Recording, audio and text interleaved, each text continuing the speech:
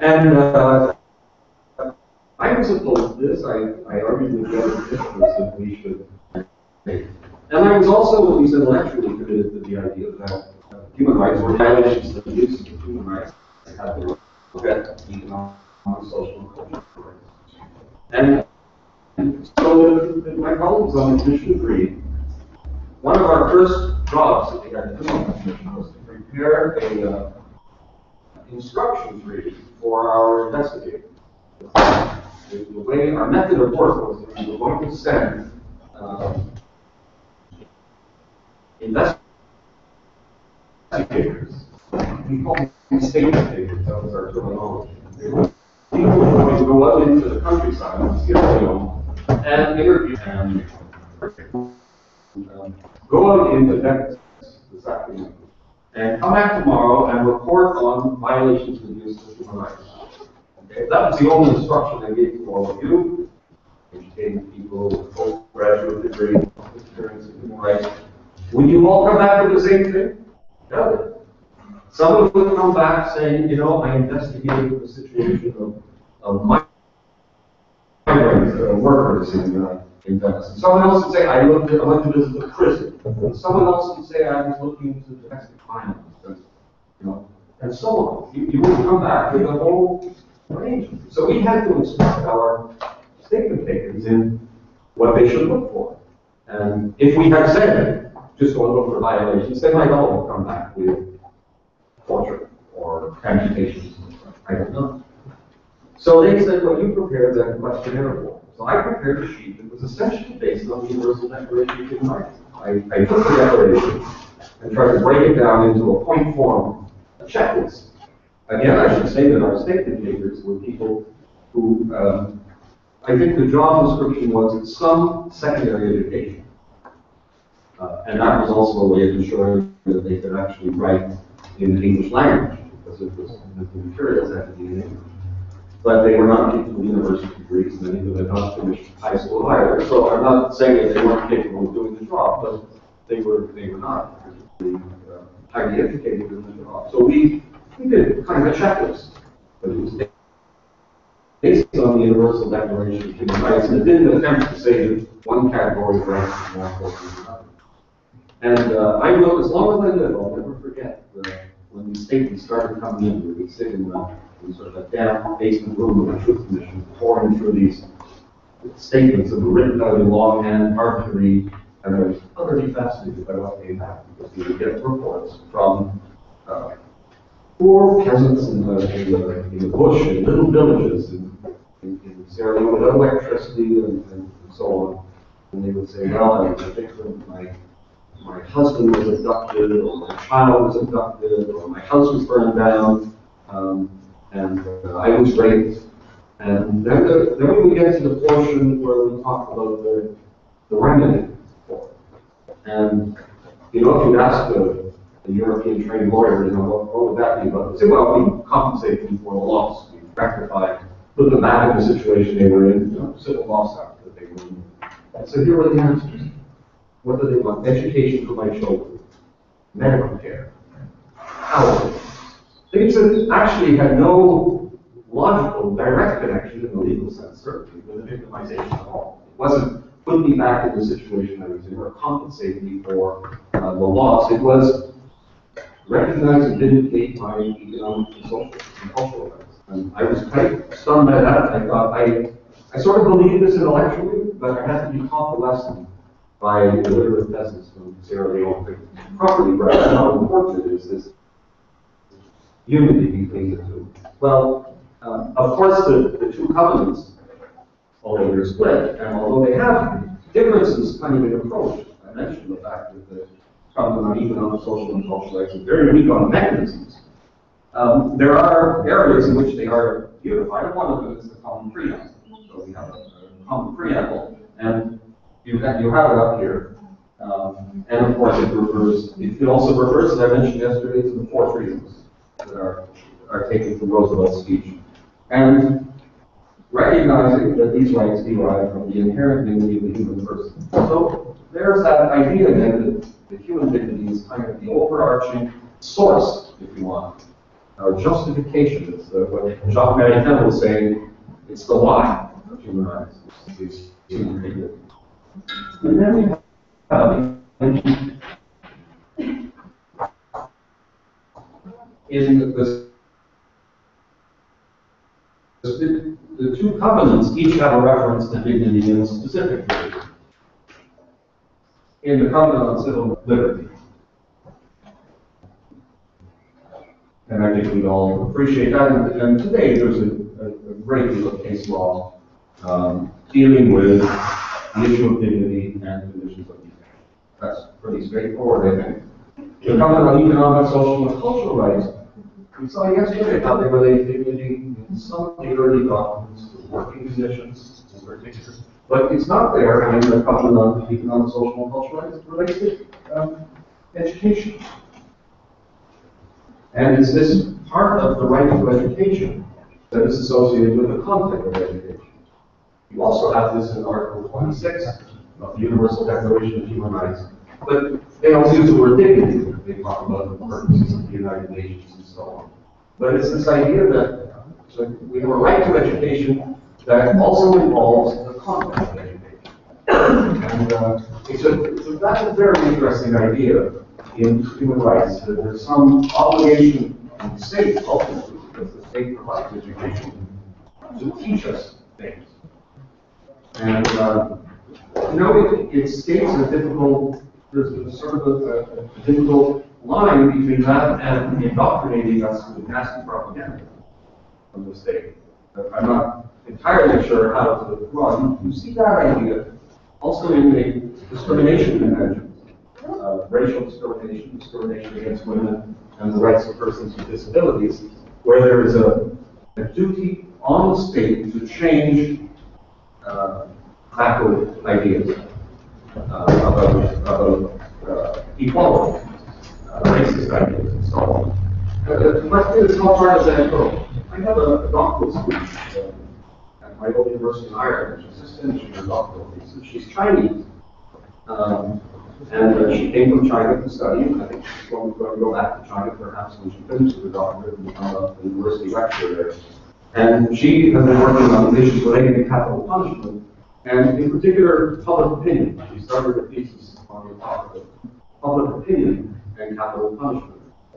But like a lot of doctoral theses, it sort of evolved and it's transformed a bit while she was working on it. I'm sure some of you have had that experience or are about to have it or are in the course of having it, where your thesis sort of mutates a little bit. And so hers mutated into the obligation on the state to change public opinion. And because she was intrigued by this, could she say when the Chinese government says, well, we can't abolish the death penalty because the people love the death penalty, they want to maintain it. Do we just say, oh, that's too bad, well, let's wait until that changes and then you can abolish it, because you have to respect the will of the people and be democratic and all that? Or should we say, well, don't change public opinion. Teach them that it's a bad. Don't just sit there standing with your hands in your pocket saying, what can I do about it? That's public opinion. And so she's been working on that and trying to derive other obligations, including the obligation to transform public opinion about capital punishment from those references, such as this one, dealing with education. In other words, when the state has to direct education to the full development of the human personality in the sense of its dignity, does that include putting in the syllabus, teachers, explain to the students why the death penalty is cruel to human or degrading human punishment. When she presents it, I've seen her present this stuff at seminars and things, and sometimes people get a little bit nervous because they see the specter of the Chinese Communist Party trying to indoctrinate us. They wonder where the limit is. So I just raise that point. It's I think, a very fertile idea, but there's probably some point where we have to draw a line and say, now stop. We've done enough indoctrination. Yes. I think this is an important point to respect, cultural respect, and yet create a sense of unified citizenship with common values. So there was a slide that came out yesterday. I don't really talk about too much. One of the country constitutions that you got on yesterday, I think it referred to Indians, and then in the second paragraph, I don't know if we pull it back up, but it refers to Panama or something. And some of the very sensitive, and we had a little bit of discussion about it. There was a real tension between recognizing cultural rights and then other things saying, oh, but Indians should be educated in the ways of, our country's citizenship. And it was an assimilation, is it? right, that's exactly. Absolutely. Someone else raised the question. Who was sitting back there. Talked about it a little bit. So, No, so I don't know where to draw the line, but I like the idea. I like the idea of content in education. We'll get this. There's another provision where you have a similar type of debate. You can see it in the drafting history of the Universal Declaration. They included this obligation, this notion of content education in Article 26. Article 27, I'm going to come back to Article 27 a little later, talks about the right to enjoy the benefits of science. And there was a suggestion then that included that there was a notion about the direction that science was going, that it had to be good science. So that when the Universal Declaration of Human Rights recognizes and protects sort of the intellectual activity associated with science, we're not talking about further development of biological and chemical weapons, or better ways to kill people, or even the sort of distortions of even modern medicine, where multinational pharmaceutical companies spend their time developing drugs for almost non-existent illnesses of wealthy people and ignore the serious medical problems in the global south. So there was that discussion, but they finally knocked it out. It was proposed to be included in Article 27 of the Universal Declaration, and it was excluded. And those who argued for it said, well, you put it in for education in Article 26. Shouldn't you do the same thing? But it didn't survive. It's I think, still, I can see it with this doctoral student of mine.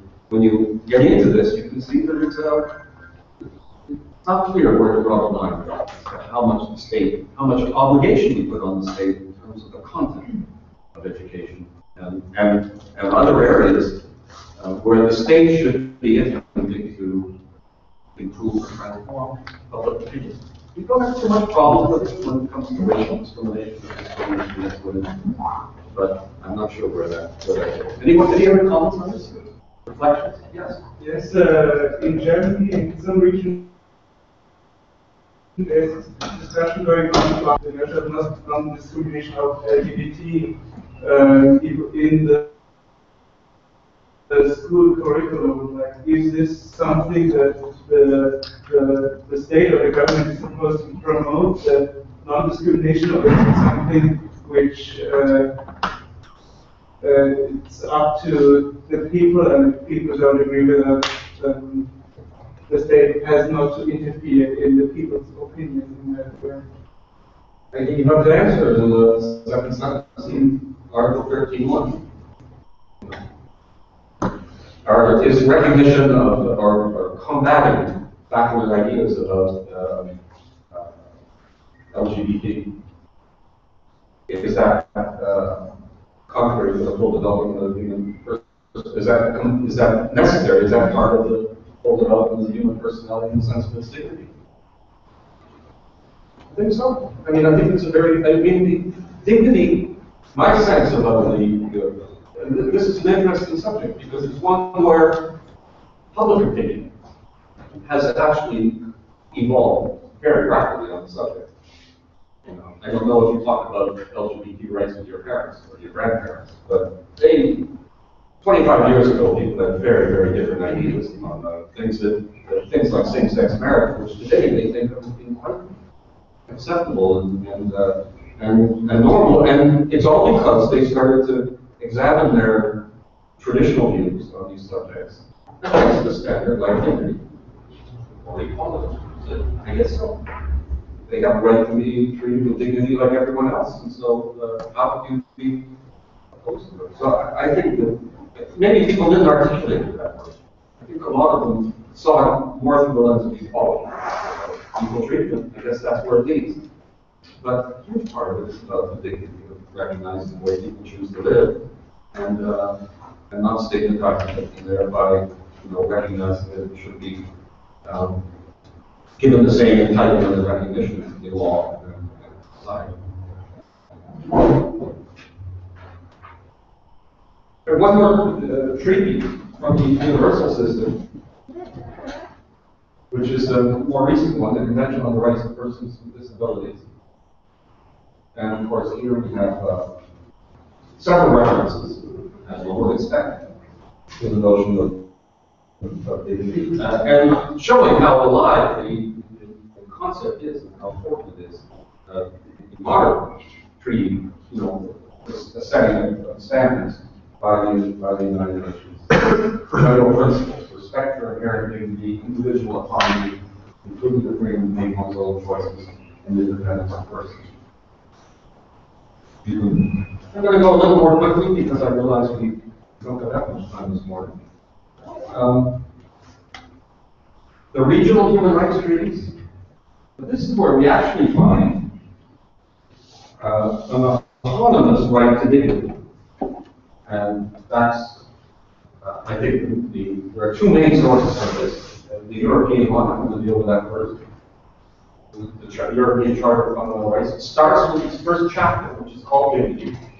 And then the first article, which is entitled Human Dignity.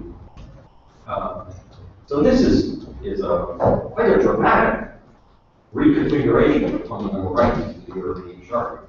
The drafters of the European Charter took the European Convention, the Universal Declaration, the Covenants on Civil and Political Rights, and did their own innovative approach to it. And what they end up with is putting dignity right at the top as a standalone autonomous right. I don't know if there's case law on Article 1 as yet. Has anyone noticed? I've done my own inquiries with people who studied this, looking for case law on dignity within the European system. And the specialists reported me to two decisions. One is a decision, but it's not based on the Charter of Fundamental Rights, but it's a German case actually.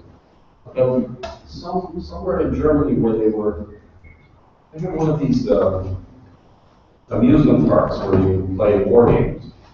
They have this thing, laser guns and try to kill people with laser guns. Symbolically, actually, as many of you pay 25 euro or something and you get to dress up like a soldier and go out and kill people. Just, Germany's a bit out of practice having world wars, so just keep the steel sharp and everything, And so, rather, I won't describe. Certain individuals go there and play these games. So one of the jurisdictions, municipalities, where they have this, asked the bylaw committee. They said that it was contrary to the German Constitution. That's right, it's under the German Constitution. They said it was contrary to dignity to have such games where you pretend to be guilty. And so that went under the interference with trade provisions to the European Court of Justice in Luxembourg. And they upheld it. They said that that was a reasonable interpretation of the German Constitution, and therefore, so that was upheld. And I thought that was an interesting, almost curious decision, because I guess you could probably go to any toy shop in Venice and buy guns and other weapons for children. You have no end of video games that involve young people, and should we prohibit all of that? Well, if you're in that sort of prohibitionist mood, if you want to prohibit access to pornography, you can also say this is actually just as harmful, probably more so than pornography. But you wonder where that would be. Prohibiting games and things that involve simulated films. Think of all the gratuitous violence in films that we suggest should be outlawed based on human dignity. The other decision comes from France, where they invoke the dignity, and it involves well-known sport, it's not in the Olympics yet, but dwarf tossing. People know about dwarf tossing? Yeah, you're from France, right? Do you know this case? There was somewhere in the south of France where there was a... The Dolphin case. I'm sorry? The Dolphin case? That's the name, yeah. Yeah. And they subsequently banned them from working in dwarf tossing competitions. When they stood dwarfs at cities. He argued that this was how he earned a living. He wanted to do it. Yeah. The dwarf. He said that this is, I make my living doing this, and he invoked his dignity. He said, this is my dignity to earn a living. And, but they did forgive it. Those are the cases where dignity sort of been at the core of the crusade. Those are the two cases that I think that he lost. He lost. Yeah. Yeah. Yeah. It was sense. Because they said tossing dwarfs was contrary to dignity. Yeah. He lost in the French courts. Yeah. But what should be how would the European courts consider this case? I don't know. Because again, dignity against dignity. Indeed. I mean, the French courts recognized that both sides were arguing dignity. I don't think you have that with the laser guns. Germany, they said it's human dignity to be able to kill people. But the man who was the victim, if I can use the expression, of the war tossing, as I said, was invoking his own right to earn a living. As we've seen, that's associated with dignity. The French courts ruled in favor of the prohibition. The fact that both sides invoke human dignity in the debate doesn't mean that you can't rule for one against the other. I have no idea what the European Court of Justice would do with this. The other international convention where we have dignity elevated to a fundamental right is also a fairly recent one, the African Charter. About 35 years old, 33 years old now. Every individual shall have the right to the respect of the dignity inherent in the human being and to the recognition of his legal status. And then it's associated with other sort of core rights, the prohibition of slavery and the prohibition of torture and cruel, inhuman, or degrading treatment or punishment. And I can't enlighten you if there's any case law on that the African tradition of human people's rights. Perhaps there is. I don't know the answer to that. And the Arab Charter, look at this, it's 10 years old, the Arab Charter on Human Rights. Based on the faith of the Arab nation and the dignity of the human person, whom God has exalted ever since the beginning of creation. Though there are a number of ideas in there that we obviously don't find in the Universal Declaration of Human Rights. But it's interesting how dignity is a thread that no one dismisses dignity saying, well, this is a foreign idea or this is not part of our culture or something. We saw it in the drafting of the Universal Declaration. It is something on which I'm sure that everybody in the room agrees that there's something fundamentally important about notions of human dignity. It's not controversial in that sense, the way other formulations are. I mean, obviously this preamble would not be acceptable in other parts of the world, even if it was configured with this kind of language to adjust for cultural adjustment.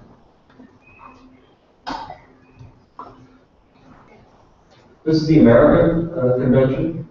I don't know why the top is cut off. It's the American Convention on Human Rights. We saw yesterday the reference to dignity in the American Declaration of 1948. The convention follows, of course, in 1969, and it has references to human dignity, again, with the issue of deprivation of liberty, detention issues, slavery or forced labor, and crimes. Those are the rights associated with it. In the European system, I referred yesterday to this mysterious absence in the European Convention on Human Rights, the notion of dignity. There I can say, after finishing my work on the Universal Declaration, I moved to the European Convention. So I poured through the Schabas of the European Convention on Human Rights. There's no explanation. as far as I'm concerned, for the absence of dignity, except that the drafting of the preamble was a very summary business. Because the drafters of the European Convention actually they did not give very much attention at all to the substance of human rights. Their idea in 1949, they took the Universal Declaration of Human Rights. Remember, it was adopted at the end of 1948, and the European Convention was adopted in late 1950. So they moved very quickly on the convention, compared with the UN, where it takes almost 20 years to run the human rights treaty. So in Europe, they move very quickly, and they're mainly concerned, when they say it with the preamble, with providing some sort of system of enforcement of human rights. So they don't really see their job as one of setting new standards. They realize this work is underway at the United Nations on the covenant. It's still the covenant that hasn't been split at that time. So they're not so focused on detailed drafting of the provisions that contain the substantive rights. And I think that's why the preamble just got very little attention. It comes in at the very end. The early drafts had no preamble at all. It comes in at the very end, and I think basically someone came with a text, my recollection, someone comes with a text to a meeting and everyone says, very good. Okay. And they give it almost no attention at all. So maybe that's just the reason. They were much more focused on creating a commission, providing for the various rules that we needed for the European Commission on Human Rights to exist, and the European Court. And I think that's the best explanation I can give. It's kind of a glaring absence, compensated by the fact that the European Court and the European Commission, when it was operational, went out of existence in 1998, the European Court and the European Commission have regularly referred to the notion of dignity in applying the European Convention on Human Rights. It's not as if it's absent from the Convention, but it's just not there. The word isn't in there. And that's about as much light as I can shed on the subject. Let me see, I have any questions. So the first reference in the European human rights law, there are other treaties, specialized treaties. The European Social Charter would have references to dignity. But in the European Convention system, that is the Convention of the Protocols, the only reference to dignity is in Protocol number 13, dealing with the abolition of the death penalty in all circumstances. And of course, Protocol number 13, it's the second protocol adopted in the Council of Europe to deal with the death penalty. The first was Protocol number 6, adopted in 1983, but it only abolished the death penalty in time of war. And in the late 1990s, when the European Court was confronted with an interesting case from a Kurdish leader, Öcalan, I think it was Öcalan case, the Turkey was challenged on the death penalty. Öcalan was subject to the threat of death penalty, although Turkey had not executed anybody since 1984. But Öcalan was threatened with the death penalty, and Turkey answered, they said, look, you Western Europeans who keep telling us that the death penalty is contrary to the right to life and fundamental principles and human dignity. So why, when you adopted this protocol, would you only include the death penalty in time of peace? Why, if it's a principal question, do you allow the death penalty in time of war? And lawyers in foreign ministries around Europe woke up and it was in Sweden, they said, they've got a point, we better fix that. And that led to protocol number 13, which has now been widely ratified. Let me mention, by the way, while I'm on the subject of the protocols, the protocols are there to correct the reference to the death penalty in the European Convention. Article 2 speaks of the right to life, but it makes capital punishment an exception to the right to life in Article 2 of the European Convention. And it's a totally anachronistic provision, and the court could have long ago said it's anachronistic. We'll ignore it. The death penalty cases have come up in Europe aside from the Öcalan case. only with respect to extraterritorial application of the convention, where the death penalty was threatened outside of Europe as a result of extradition, mainly extradition or deportation. And some of you will know a famous case, the Surrey case, which involved Germany. It's a German, young German man, 19 years old, Jens Surrey, who, together with his Canadian girlfriend, murdered her parents in Virginia back in 1985, I think. Fled to England. They got arrested there, and Surrey went to the European court saying, if you extradite me to the United States, I'm going to be threatened with the death penalty. And with the death row phenomenon, which was a lengthy period on death row, and went to the European court and won. And next week, the 7th of July, is the 25th anniversary of judgment. Probably, if not the greatest, among the top 5 of the European Court of Human Rights ever, the Surrey decision. Still cited for all kinds of important pronouncements, but absolutely fascinating judgment. Last Friday in London, we held a conference that I was one of the organizers of for the 25th anniversary of the Surrey case. And we had a panel that opened the day where we had Stefan Trepsel, who was the center on the European Commission in 1989. He went on to be the last president of the European Commission on Human Rights, Stefan Trepsel. Paul Mahoney, who is the British judge at the European Court of Human Rights now, and who was working in the registry of the court in 1989 and drafted the decision for the judges in 1989. And we had Colin Nichols, who was Surrey's lawyer at the European Court of Human Rights in 1989, and Nigel Rodley, who was the representative of Amnesty International, and Amnesty came to the European Court in 1989, and they said, listen, Surrey is arguing the death row phenomenon, that is the lengthy period of time on death row, because he realizes that you can't declare the death penalty to be contrary to the European Convention because it's recognized in Article 2. And Amnesty said, but we think you should declare that that's no longer part of the convention because time has moved on. So you should take out your scissors and you should cut those words about the death penalty out of the European Convention. One judge agreed, of the 19 in the case. One judge agreed with it. And the argument that the majority used, they said, no, we're not going to, we can't do that because the member states of the Council of Europe have decided that when they want to amend the convention, they do it with a protocol. They do it with a protocol. And they don't let the judges do it. And it's a very interesting example in the human rights law of how a protocol becomes an obstacle to judicial development.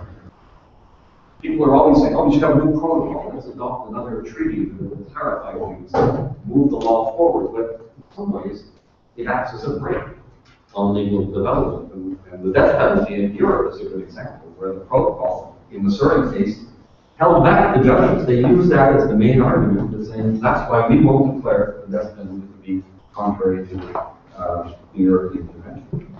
And then in the Ochelon case, which was decided by the Chamber in 2003 and the Grand Chamber in 2005, they did exactly the same thing with Protocol 13. They said, oh, now we're not going to declare the death penalty contrary to the Convention because states have done that by changing Protocol 13, and now we just need all the states to ratify it. Almost all of them have done it. Now, and in the case of Protocol number 6, I think only Russia is the only member state of the Council of Europe not to ratify it. And then finally, a few years ago, 2010, I think, the Al Sadoun case. It was a British case dealing with two guys in Iraq. Finally, that the European Court went all the way and said, it's not the death penalty out of the European Convention, out of the Parliament. So they took that final step. And I had the lawyer who did that case, Phil Shiner, at my conference as well. So, there. That's what happens when they digress too much.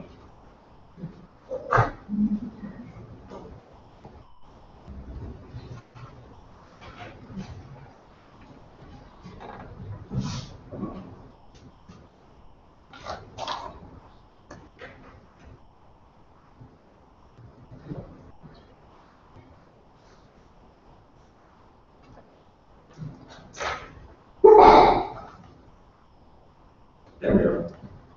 Protocol 13.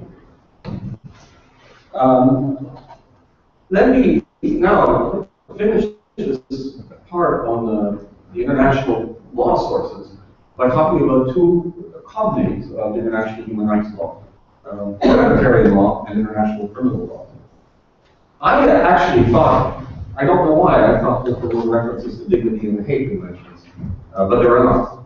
You know, there are other, there's the famous Martin's Clause, which maybe is in some ways expressing similar ideas to human dignity, but there's nothing there. The first reference that I found in international humanitarian laws in the 1941 Geneva Conventions. And it's in the famous Common Article 3 of the Geneva Conventions, which is the special mini codification in the Geneva Conventions, the four conventions, each has the same article dealing with non-international armed conflict.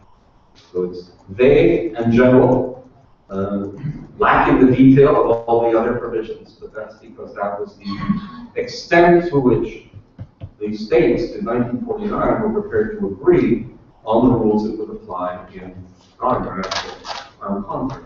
And so there they, of course, make it a prohibition to engage in, quote, outrages upon personal dignity. Because I know here there was a draft preamble in the work prior to the Geneva Conference in 1949. The International Committee of the Red Cross submitted a number of proposals for it, some of which, you know, they were much more advanced than what states were prepared to agree with. So they were constantly pushing states to adopt more progressive language. And they had a preamble that also referred to dignity. And it was inspired by the Charter of the UN, the Universal Declaration of Human Rights. And they couldn't get agreement on the preamble, and they just said, okay, no preamble. So there's no preamble to the Geneva Convention. Then this notion of outrages on personal dignity then gets exported to international criminal law in the 1990s, when the modern generation of international criminal tribunals are being created, because we recognize the idea that violations of Common Article 3 are not just breaches of the Geneva Convention, but also international crimes. So they're treated as international crimes. As you'll see in a minute, we have prosecutions based upon outrages on upon personal dignity. Of course, we also have references in the two protocols, which are adopted following the Geneva Conventions in 1977. We have the two protocols divided not by the nature of the victims, as is the case with the four Geneva Conventions, but by the nature of the conflict. International, in the case of Protocol 1, non-international in the case of Protocol 2. So you can see this is the provision in Protocol 1. The following acts are and shall remain prohibited at any time, in any place whatsoever, whether committed by civilian or by military agents, outrages on personal dignity, in particular, humiliating and degrading treatment, forced prostitution, and any form of indecent assault.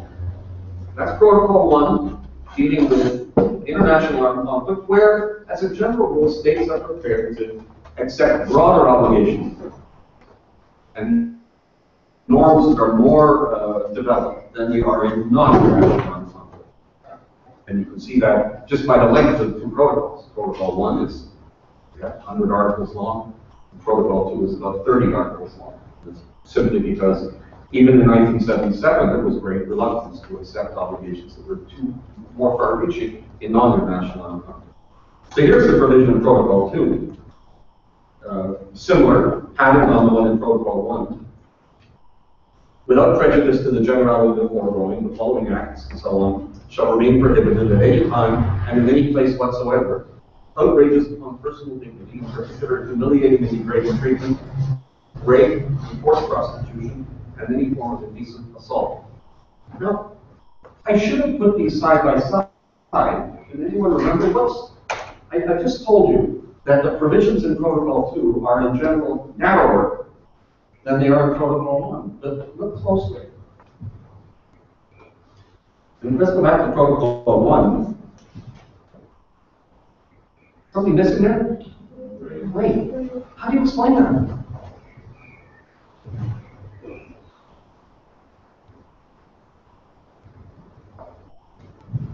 Can you hear it? where would you look for an answer? No ideas? Why is rape prohibited in non-international law? Are they suggesting that, you know, it's okay in international law? Not really, because they prohibit any form of indecent assault. Yeah. You go ahead. Because rape is used as massive rape is used as a weapon, and it would be a form of not dealing with the question, not being considered in the international. Could we leave it aside to keep this kind of like it aside? But what's the logic of having essentially taking the same idea and putting it in both protocols, but leaving out the word rape in one of them and putting it in the other? Yes? Is it because rape has such broad definitions from country to country? Yeah, but then why would you have it in protocol 2? Why would you have it in one and not the other? I mean, I could agree, someone saying, let's not use the word rape, let's just refer to something more general. Some people would quarrel with the idea of calling it indecent assault, because it's not just about decency, it's about violence. But if we were to realize that maybe that's an interesting issue, but it wasn't, it's clear that the attempt wasn't to exclude rape, but they don't mention it. Yes? And it's not regulated in the Geneva Convention, so rape? Yeah. Rape? Issue of rape? It's not coming up? I think it's mentioned in one of the articles of the Geneva Convention. I think so.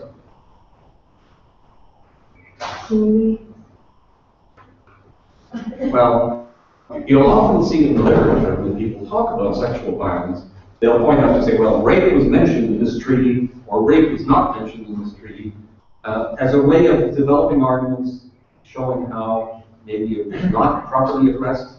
In other words, when the word isn't there, they say, well, this shows how it was ignored traditionally, and so we have to put the word in. And there may be some truth to that, but it is, when you look at this example, you know what I think the explanation is as to why you have it in one and not the other? Because the two conventions, they were the two treaties were being drafted at the same diplomatic conference by two different committees. And they just didn't line up the language at some point. I mean, I've been at diplomatic conferences. I was at the Rome conference where the Rome statute was adopted. And just at the end of the day, they got these drafts from the two committees, and someone said, well, wait a minute, we should have put the word rape in here, or taken it out of the others. You have that in other, it's not the only provision of the two protocols. So I just say, put a little question mark if someone says, well, this word wasn't in that treaty, that shows how they neglected the issue. It doesn't always mean that. Sometimes you can read almost too much into the texts of treaties. And really it's just the complexity of drafting these conventions there. It's not exactly, how should I put it? It's not as scientific a process as you might think. And this is maybe just an example. Excuse me, Professor. Yes. I was wondering about the assault. Indecent assault. Assault is assault, whether it is decent or indecent. Yeah. What does indecent assault? I mean, it's clear that they're focusing here on what today we may call gender-based violence, sexual violence. We have different terms for it, but they're focusing on that rather than assault. Yeah. Is assault an outrage upon personal dignity? Some forms would be, but maybe not all forms of assault. That would be stretching it if you said any form of assault is an outrage upon personal dignity. Maybe that's. Yeah, it's indirectly, saying that assault is okay, but indecent assault is outrageous. Well, they're not saying that, but they're trying to narrow a category of violence directed against people and say this is what we call outrage upon personal dignity. Because if all forms of violence are outrages upon personal dignity, the term becomes kind of not so meaningful. And I think that you'd also find that you'd have great difficulty at the diplomatic conference getting agreement on such broad language. that he would make it a violation of the Geneva Conventions to commit any form of assault. Probably not. And it's about these things, not about the sexual assault. It's not about the thing. Yeah. Because he said, and any form of this assault. Because it was prostitution. I mean, because you can assault in other way, not only sexual. Yeah, this is special, not sexual. You know, so Assault someone by spitting on them. Although maybe that's a violation of human dignity too.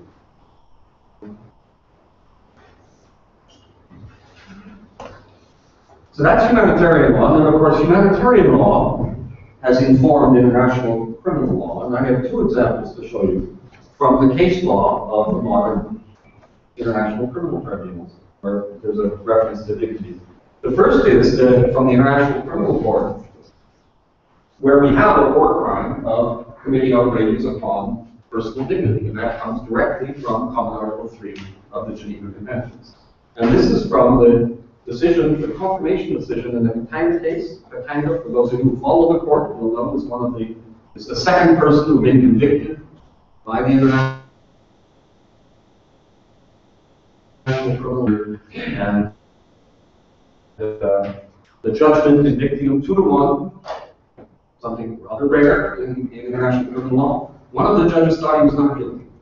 You know, if this were a jury in a country with a jury system, that would be enough to acquit. 3 people, 1 person thinks they didn't commit the crime. You'd say, well, that creates a doubt. That creates enough of a doubt that we say, not at the International Criminal Court. It's 2-1. And one might even think that the 2 judges would say, well, if my colleague thinks he's innocent, that's good enough for me. I'm going to vote to acquit as well, even though I think he's guilty. But they don't do that. There are a couple of other examples in the case law. But it's very rare in the international criminal case law that 1 judge out of 3 thinks someone is not guilty, and the others think they're guilty, based essentially on the facts. That's what happened in Katanga. The judgment.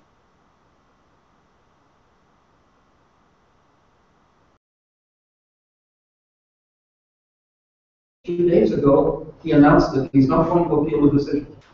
It's done. I can't imagine why. The sentence I can understand. I think the sentence, someone might say 12 years. Don't press your luck, because the appeal judges could revise the sentence. So the appeal judges could say 12 years is not enough, we're going to give you 20. So maybe with the sentence, you wouldn't appeal, but you don't have to appeal the sentence to appeal the conviction. You come one judge who says you're not guilty, and he doesn't appeal the conviction. What's going on with the man's mind? Perhaps he's made a calculation anyway, that in about a year, he's been in custody of the ICC. Talk about a violation of dignity, by the way. He was taken into custody by the ICC, I think, in 2007. So 7 years later, he got a judgment in this case. This decision, confirmation decision, which is a prelude to the trial, it's supposed to take place 6 months before the trial. 2008, and the trial finishes in 2014, 6 years. He's in detention. He gets 12 years. He's going to be out anyway in a year on parole. He's eligible for parole in 8 years. Maybe he just figured, let's just end this thing, get the hell out of there.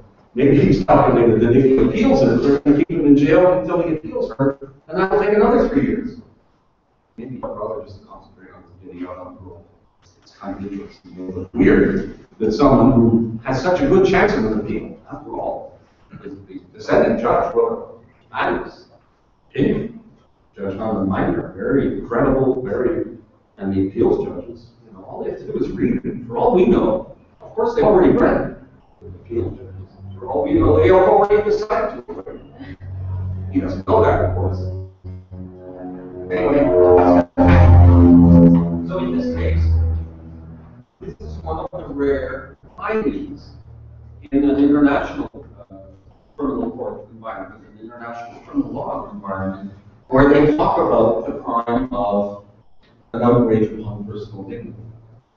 And you can see this is a case that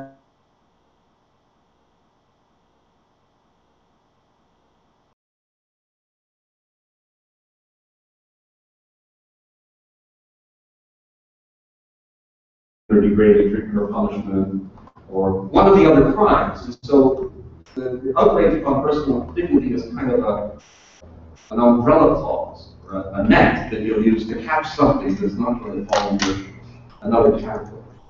And that's probably means that those convictions are going to be rare for outrages upon personal dignity. So here's one where they discussed it and said this was an outrage upon personal dignity. But finally, he wasn't convicted on this because they couldn't associate him with this act of how this woman was treated. That's an example. The other case where we have a discussion of dignity is really an emblematic case of the forensic trial in 19 as well, because it's possible.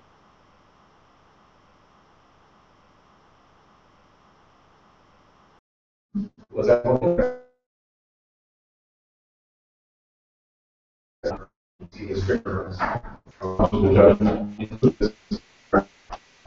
so here was correcting earlier decisions that held that was a form of rape. In two earlier decisions, one by Rwanda tribunal and one by Yugoslavian tribunal, earlier that year, they tried to develop a sort of a much broader all-purpose definition of rape. Once chatting with Judge Pile about Judge Pile was the first trial chamber. It then went on to be the High Commissioner. She's the outgoing High Commissioner. And she was described as a girl where we find and I was looking at South Africa, we realized that maybe a French case would so the Forensic Trial Chamber decision tried to place that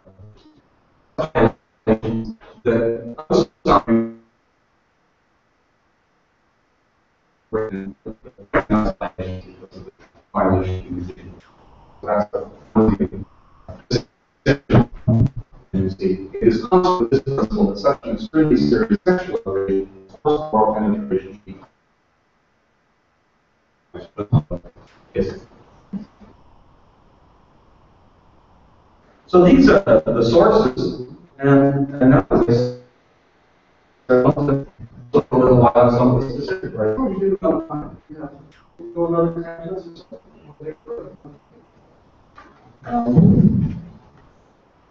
The first one, slavery was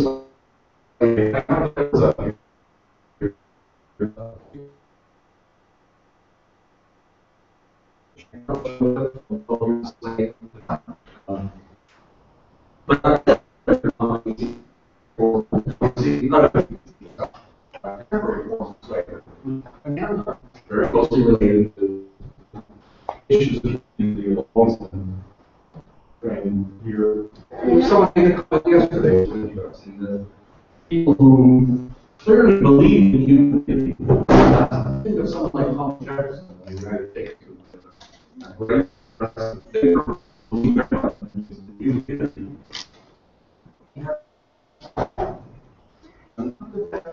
How did that happen with people who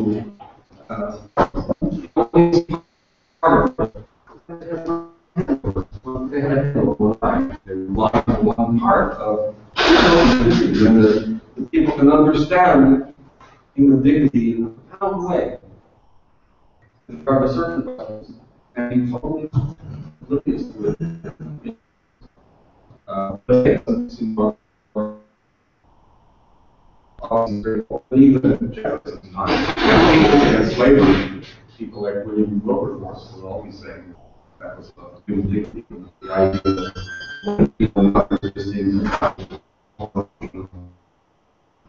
human dignity.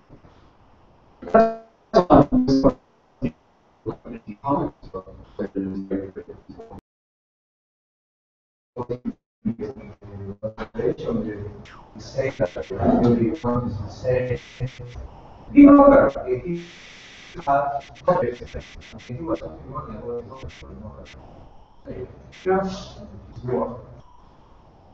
Yeah. I mean, he wrote the language in the.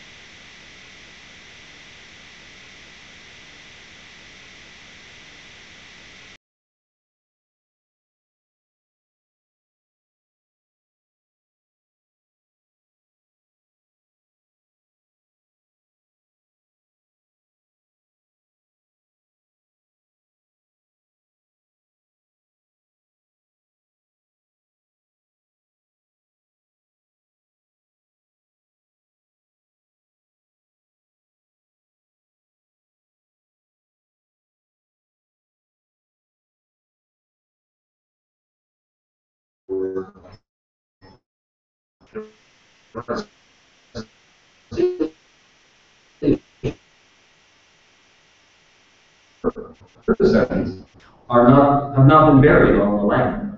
They can't be given the same recognition. There have been disputes about it. I don't remember how they all were resolved, but some of them.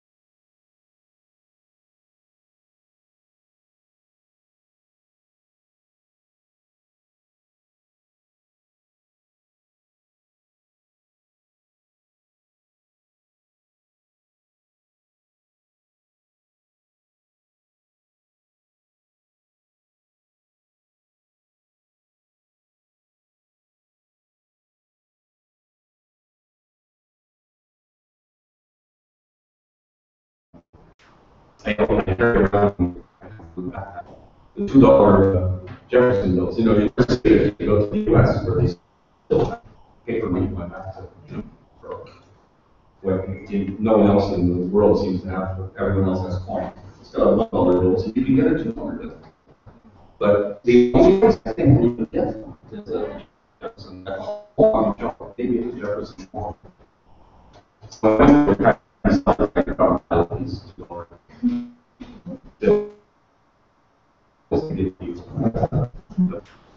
I guess if the Republicans created a different cause, they don't like the.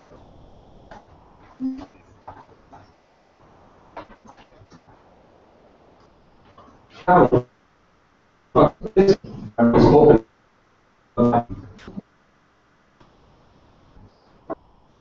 In some detail, this is a subject on which I have worked a huge amount. For years, it was a subject I thought about more than 2 decades ago. The death penalty in international law. And one of my current projects, every 5 years, the United Nations Secretary General issues a report on the status of capital punishment globally. And so 5 years ago, I was a consultant who prepared the report for the Secretary General, and I'm just starting now to do it this year. The report will come out in December.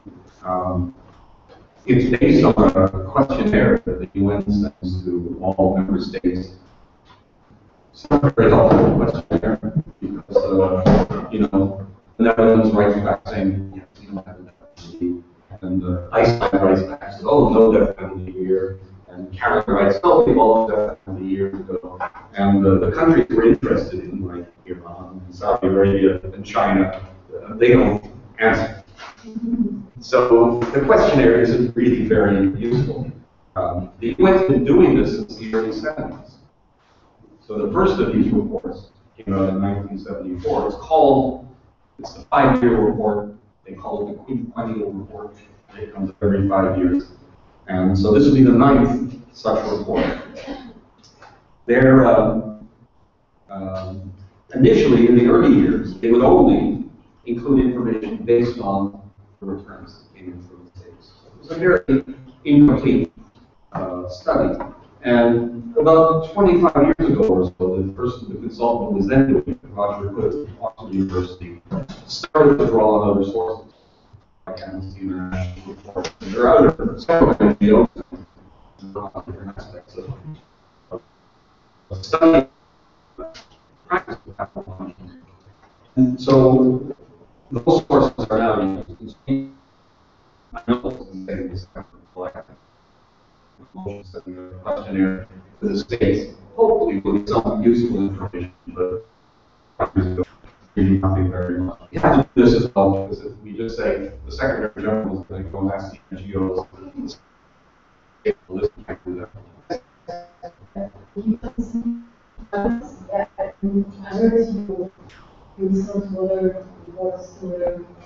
Yeah. Well,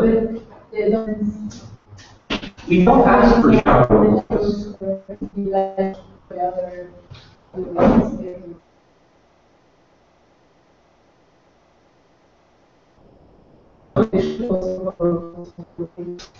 We could. You see, all the NGOs are working in the field. No level report, and they're going to send information. They don't understand. So we'll draw on them what they need. There are gaps to the prayer. Totally clear idea about it.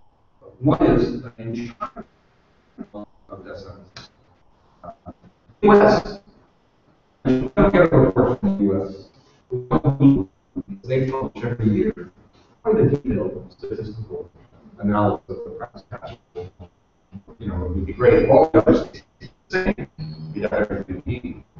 And some states, the numbers are so small. India executes about one person every 3 or 4 years. So the numbers are so small that it's pretty easy to get precise. And we draw on that from very available public information. But some of them are restricted. It's really difficult because China takes the position that the number of people executed or sentenced to death is not the same. Because you have sentenced to death who are not executed to death or not public. But so Amnesty International used to do an estimate based on public sources. They would monitor media in certain parts of China.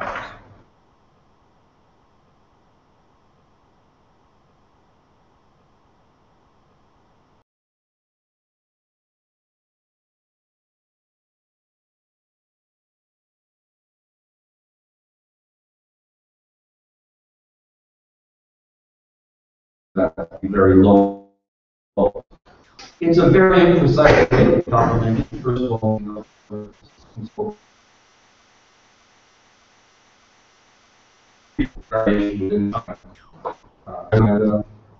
basing it on details, it's much more. It is something that should be public. We're not talking about could you tell us how many people are subject to extrajudicial execution or torture. Something we're saying, you know, you have a judgment, it's all should be public. And it's no information because it's the state doing it. Keep track. You tell us. I presume there's somebody in China who doesn't know this. But maybe that it's so decentralized that even then we don't exactly know in Beijing how many people are being executed. That's possible. But the argument is the same thing. What complicates this now is that all the reports from many, I think the last 5 years, have given an estimate on the number of executions. What we know now is that in the last 30 years,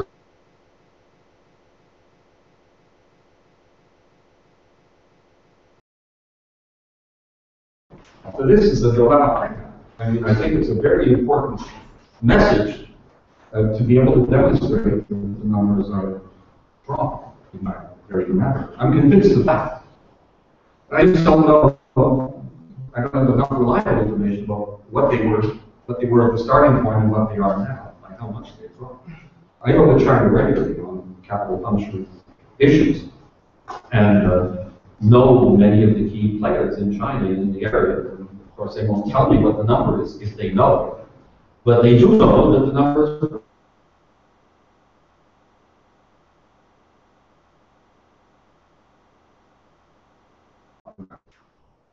typically, and this was the way it was done in the early reports of the Secretary General, look at the number of states that have the death penalty and that don't have it, and measure them basically. We talk about abolitionist states and retention states. It's more sophisticated because we divide the abolitionist states into three categories. Where only one of them is pure abolitionist, that is a state that has abolished the death penalty law and no longer sentences people to death. And there are about 100 states for a dozen in the early 1970s when the UN started doing its reports. Take it back, and I guess most people in this room come from states that in 1974 still have the death penalty in law. They still have practiced the death penalty and is now fully abolitionist. The case of most of the countries that we come from. Countries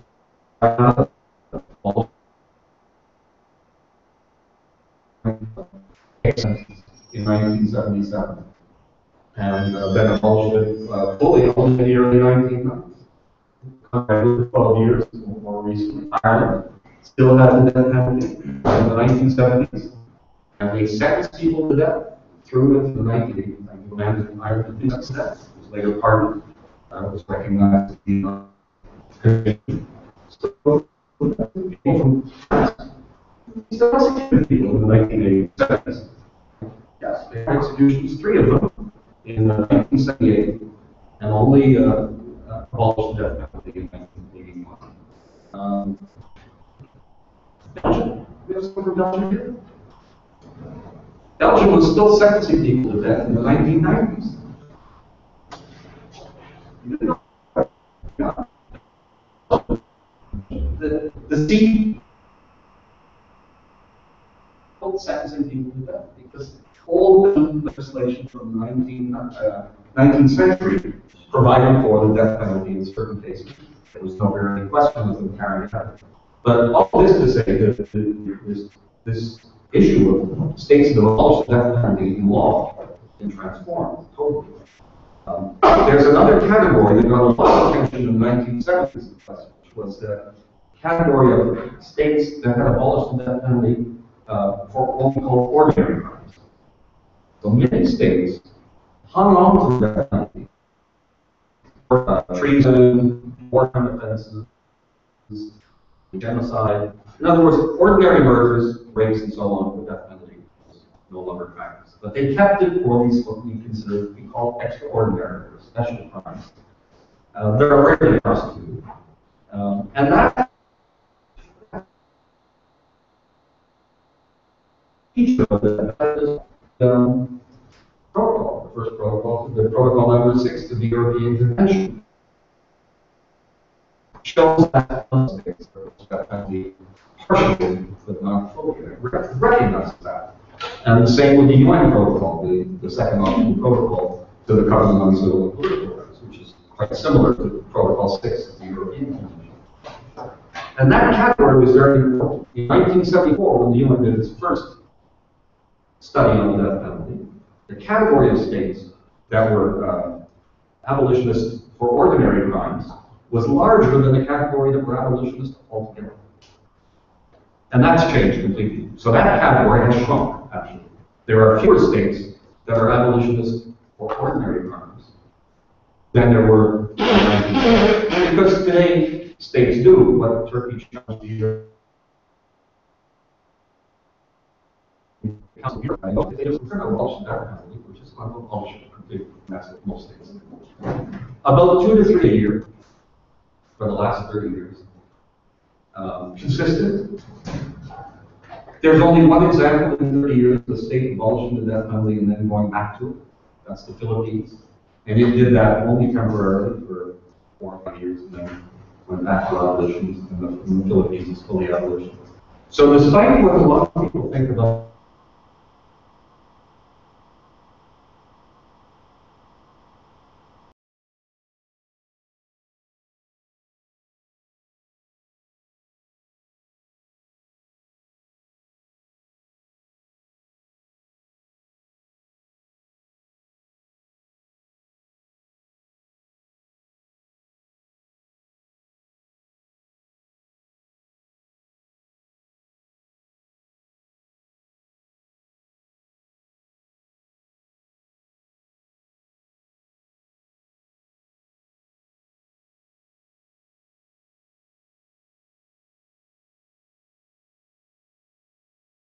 retained and have abolished the death penalty. There's one final category, that depending on to whom you're speaking, fits either in the abolitionist or the retentionist category. And these are states that have stopped using the death penalty, stopped imposing it, but they continue to sentence people to that.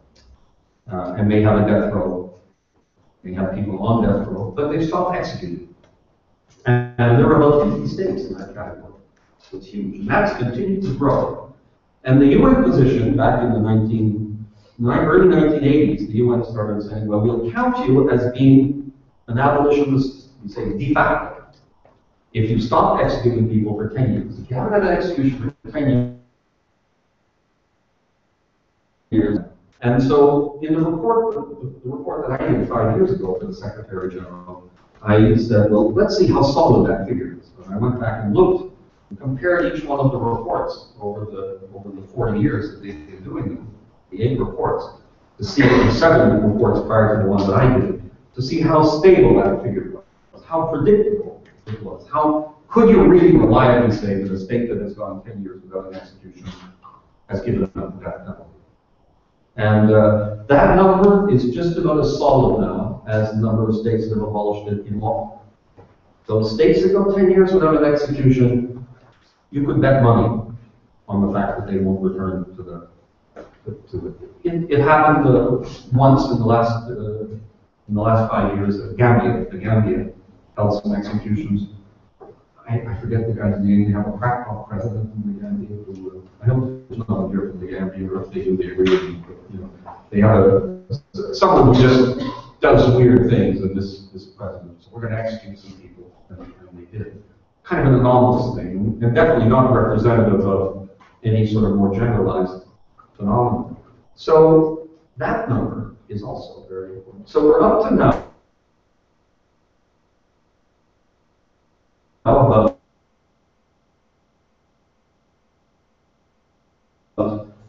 They're about 2 to 3 a year. So you can divide that number by 2.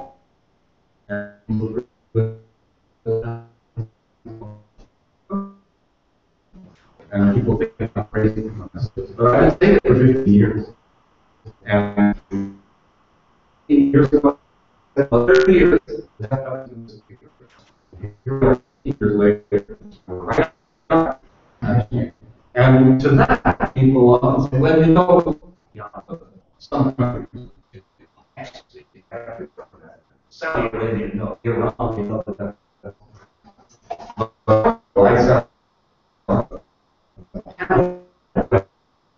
office in Geneva on capital punishment in conjunction with the Commission on Human Rights. And Russia, 1994.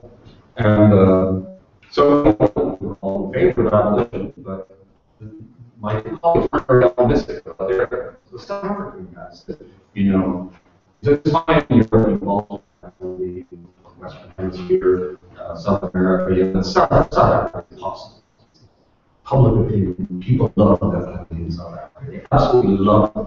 And we have the highest crime rates, the most violent crime, very high. Impossible. We should never abolish death penalty in South Africa. Then the Russian guy takes it for, and he says, South Africa, a picnic in South Africa. People really, really, really love the death penalty in Russia. And we have high crime in South Africa. That was 1994. And in 1995, South Africa abolished the death penalty. In 1996, Russia abolished it. So there are a lot of surprises. Never that. Just are transformed very, very quickly. See how the rate of dramatic shift in the number of executions. There are periods where they go, lengthy periods where they go without executions. Libya hasn't had an execution in 3 years. I'm not suggesting you go and turn yourself into Libya. I can't promise you won't get executed if you're Libya. But something's happening there. Egypt, just like that. They just had their first executions in 3 years. They have stopped executing. I was in Egypt 6 months ago and met with people in the I said, can you explain this? Why haven't you executed? They couldn't give up. I didn't get a straight answer from them, but they agreed that something was happening. Now, with the election, I suppose they come back. I can't entirely analyze what's going on in the impeachment. The United States, I mentioned the great declines. China, big declines in the death penalty. So one of the things that the report, and it will document this again in the report that I'm preparing now, but I did in the previous report, that Roger did done before me, started 15 years ago, was looking at what we call hard states. There are about 20 of them, maybe around that. The states that extra law. So we eliminate the states that occasionally have that insignificant in the global figures. Those states. And those states where it's a big part of their criminal justice system. And, when Roger first did this in the 1990s, he identified 25 states in a 5-year period. He said that's he didn't use the term article. He said that's a country that's seriously involved in the death penalty. And I went back and looked at this 5 years ago. He missed a few countries, so he didn't have North Korea. One or two other countries that he didn't have. Anyway, it was around the 30 finally that I could identify about 20 years. At one point or another,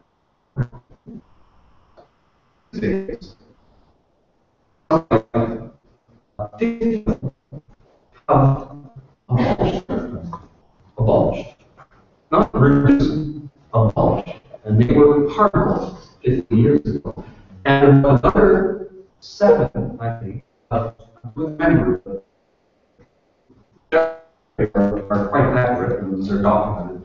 Another 7 had gone out of that category. A couple had joined. But as a general rule, it showed that not only was the trend towards reducing the death penalty in states that maintain it, but also great evidence these dramatic states that use the death penalty a lot and then just stop. You know, I think it's a great example. You can see throughout the statement we use the word dignity a lot in the judgments in capital punishment. And I think it's just one of the great, if you want, success stories in human rights.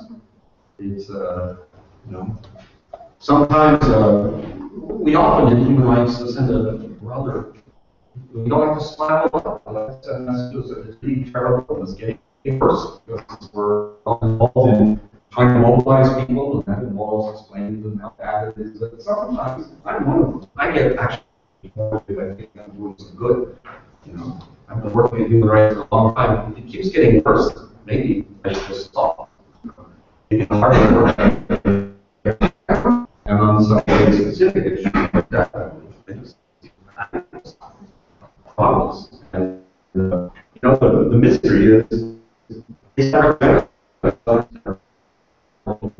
are we making some other issues that are more difficult to quantify?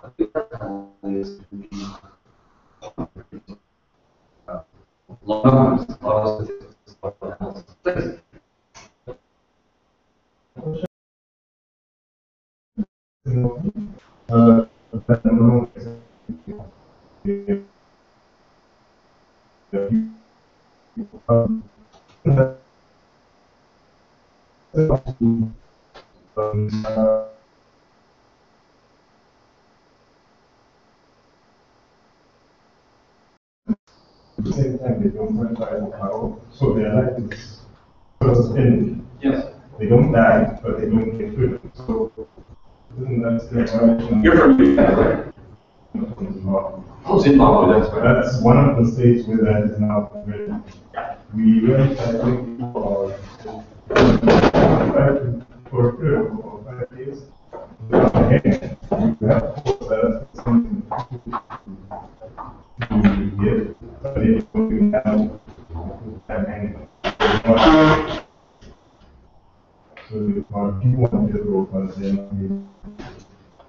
This is a read for the next UN report. It wasn't in previous report. We're going to have a section And we're going to ask these states for information. The states will say, we stop talking to you. Say, well, tell us what happens to the people on death row. We're going to examine that because in the growth of the category of states that are de facto abolitionists, we have mushrooming of the death row. The United States has, I think, 3,000, I forget what, they have 3.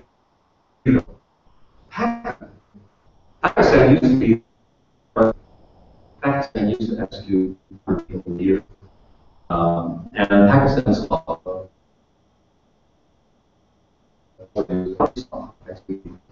but they have a thing with 9,000 people. And your example is involved, I'm going to know that.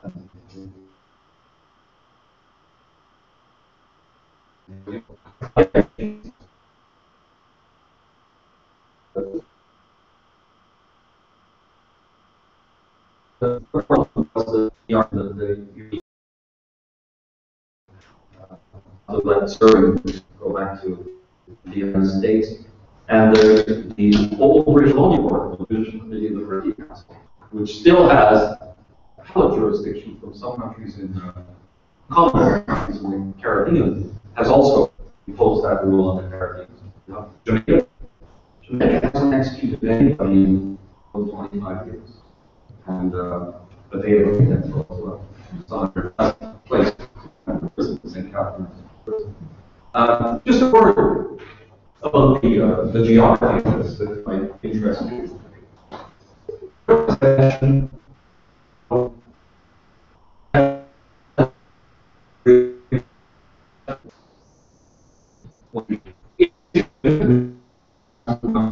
one would think that the views others at some point this was the point. Why do we have this? It obviously doesn't deliver anything significant in criminal justice. This is the point. If you're going to execute, do it in style. Execute a lot of people. Get the hang out of it. You don't do that. You might.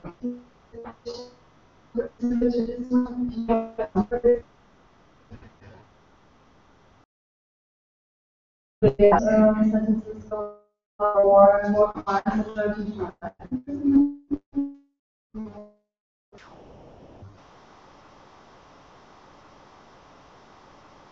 A major research project for the novel. The substance. There are some like windy arguments. Well, life steps without parole. Or very late in order to eliminate the death penalty. And of course, it's going to, once it's gone, we're still left with other forms of cruelly human and degrading treatment or punishments, the death row phenomenon, or the very lengthy sentences that replace it. You know, the people in the activist community are divided on this, because some people say, look, we don't worry about this later. And there are other people saying,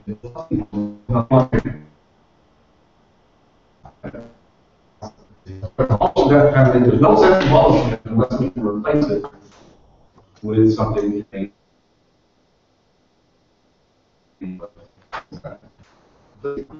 more on the development on how the penalty will be executed in the countries who still have the death penalty, if there's any shifts in going towards a more human way of executing it? Yes, I mean, very generally over time, we can see this universally, that there is a gradual, over history, over 400 or 500 years, even in Europe, you can see this of a change in methods of execution to make it as painless and as dignified as possible. So we don't do it in public anymore, because that would violate human dignity.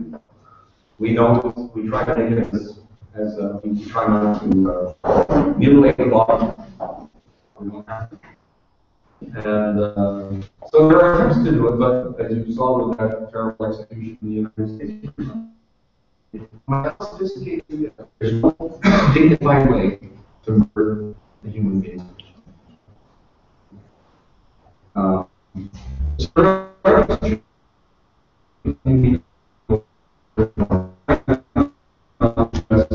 Iran is still pretty public places for Ukrainians. Saudi Arabia, they take you in the public square and chop your head off with a axe. So there's some.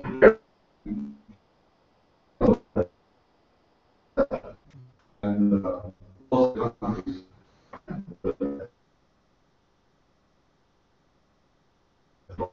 He's attempts, but ultimately flawed attempts to make the execution.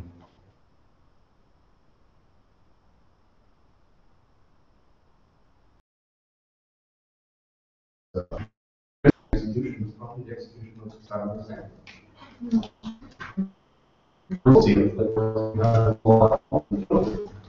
And it was pulling down in the way it was carried out. By a number of Arab students who were probably not totally opposed to the death penalty. And when they saw that, they just thought that was the most horrible thing that ever happened. You convinced me. Please.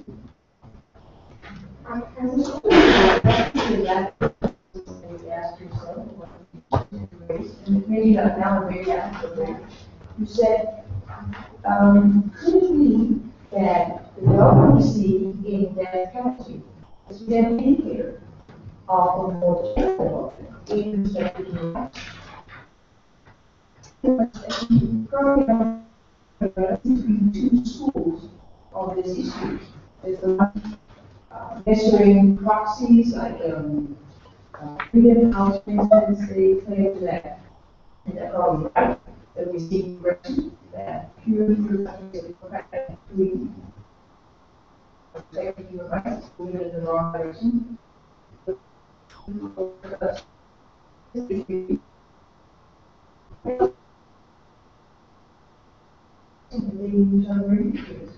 Despite of that. And I was just wondering if you could have your take.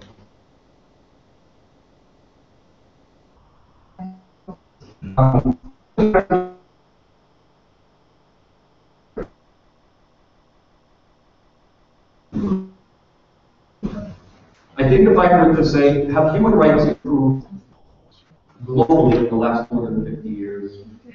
I'm not have much difficulty with that. Have they improved globally in the last 100 years? I have no problem with that. Have they improved globally in the last 50 years? No problem. But have they improved with regard to 3 years ago? And that's when it gets more complicated. So the long-term trend. So that's only my opinion. But we'll come back to that. Let's take a break.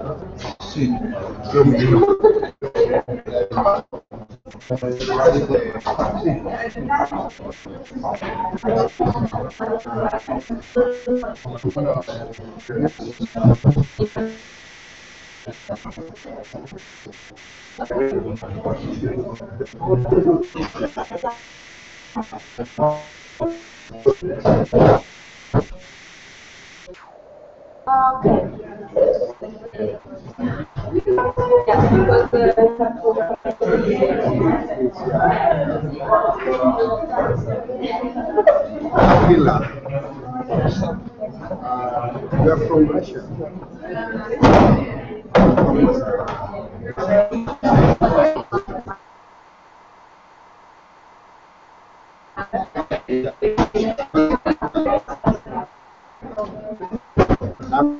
Not initially, I'm also living in Ethiopia. But I came from Moscow. Where is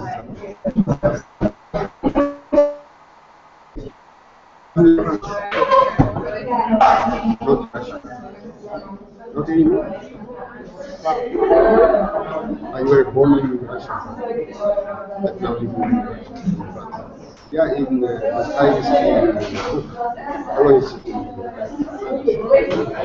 writing some French words, some French sentences. And the Russians are more like is it because of proximity?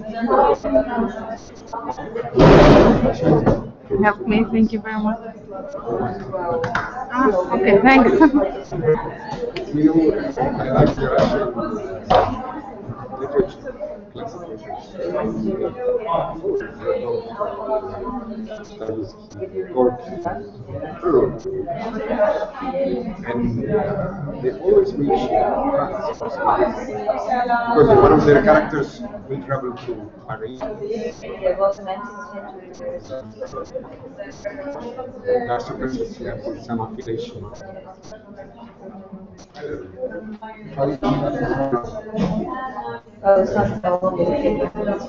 But you are now perpetuating that tradition. Now you are in France. What's your name? What is your name? Картинка. Меня зовут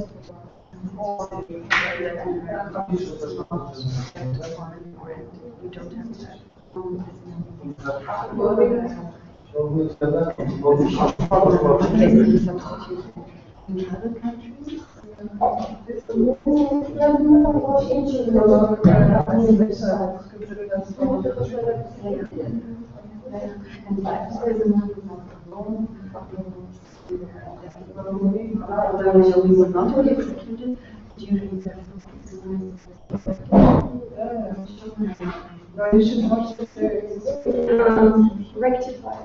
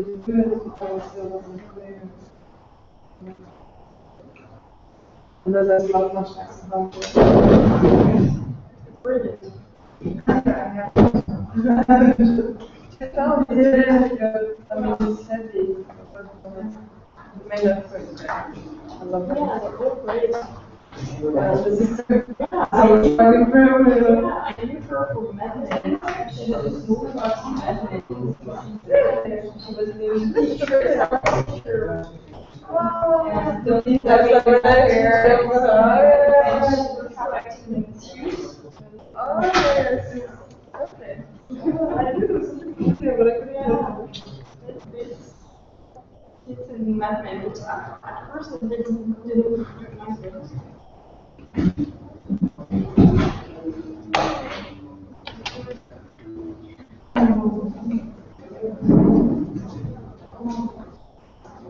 Well, so, you know, well, nice is not the word, but interesting and well directed. Yeah. But it's a really quite about serious comics, which is quite interesting to watch. I don't know how they will touch on the sound I found that quite interesting. I think it's really good. It's quite nice for something international. Like I'm for teacher. But I don't know what the first season is. The next one, like really like love. And the next one, a little bit of Schabas.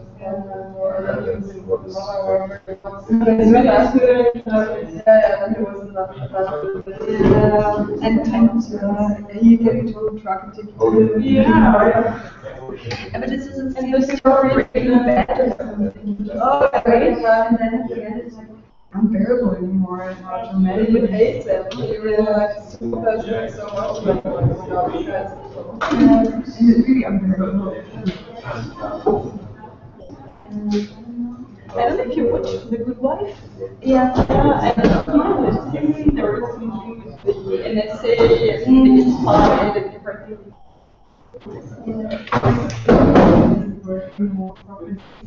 For 1 year. I'm really back in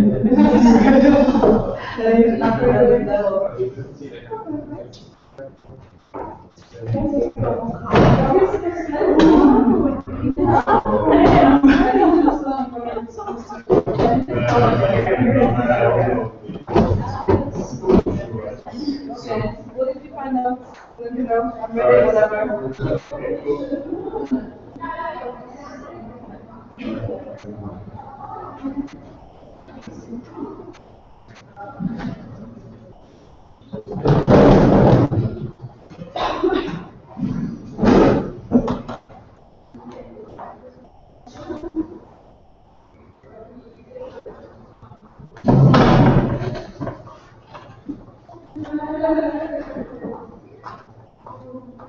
So, are you feeling good? Not so much? Oh, you're welcome.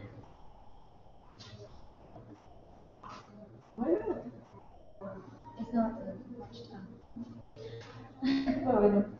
Is it lunchtime? No. No, it's break time. If you want a coffee, whatever. Or tea, maybe.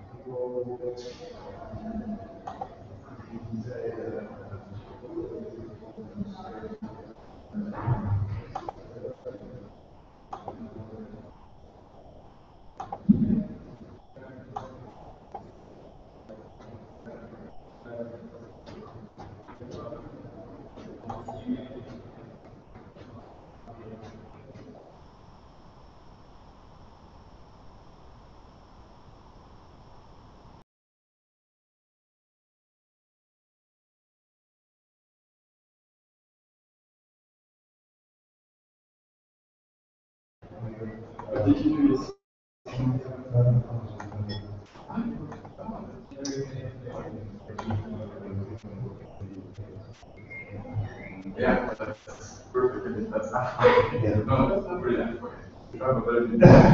It's really yeah, but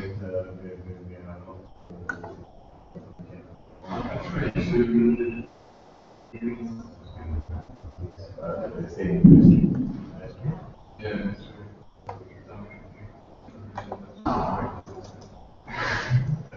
No, I would have it like. Oh, really? Okay, so there's do some special.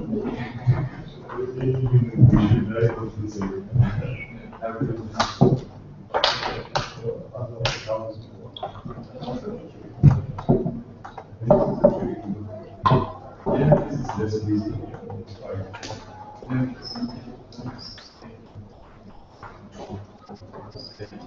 Amazing.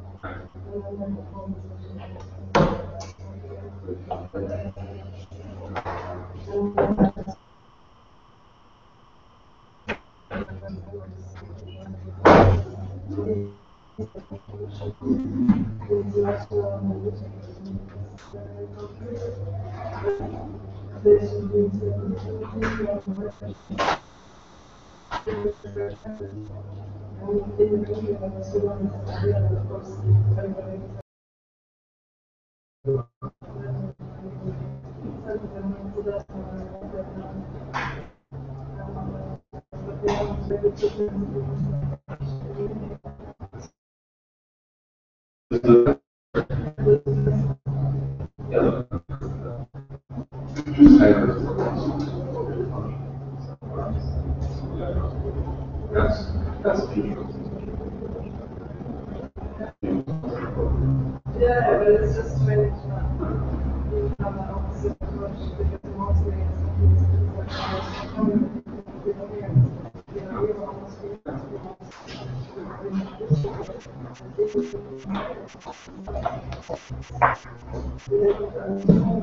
I'm sure he was up there.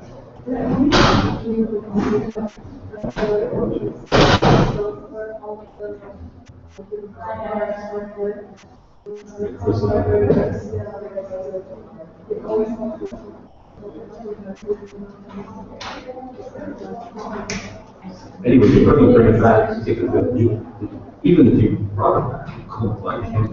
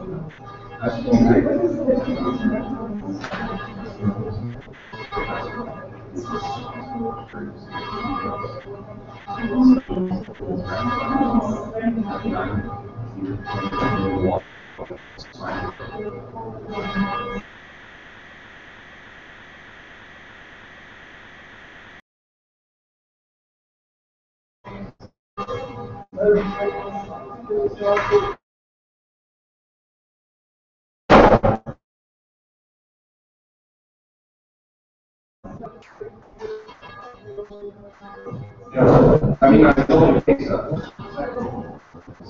you did bring it.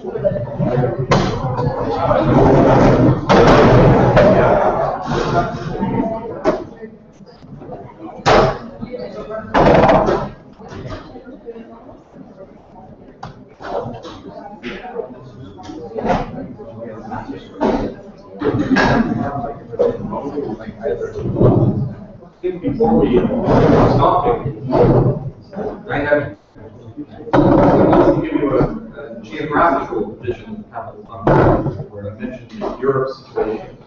And the other parts of the world, Western Hemisphere, it has essentially disappeared except for one country.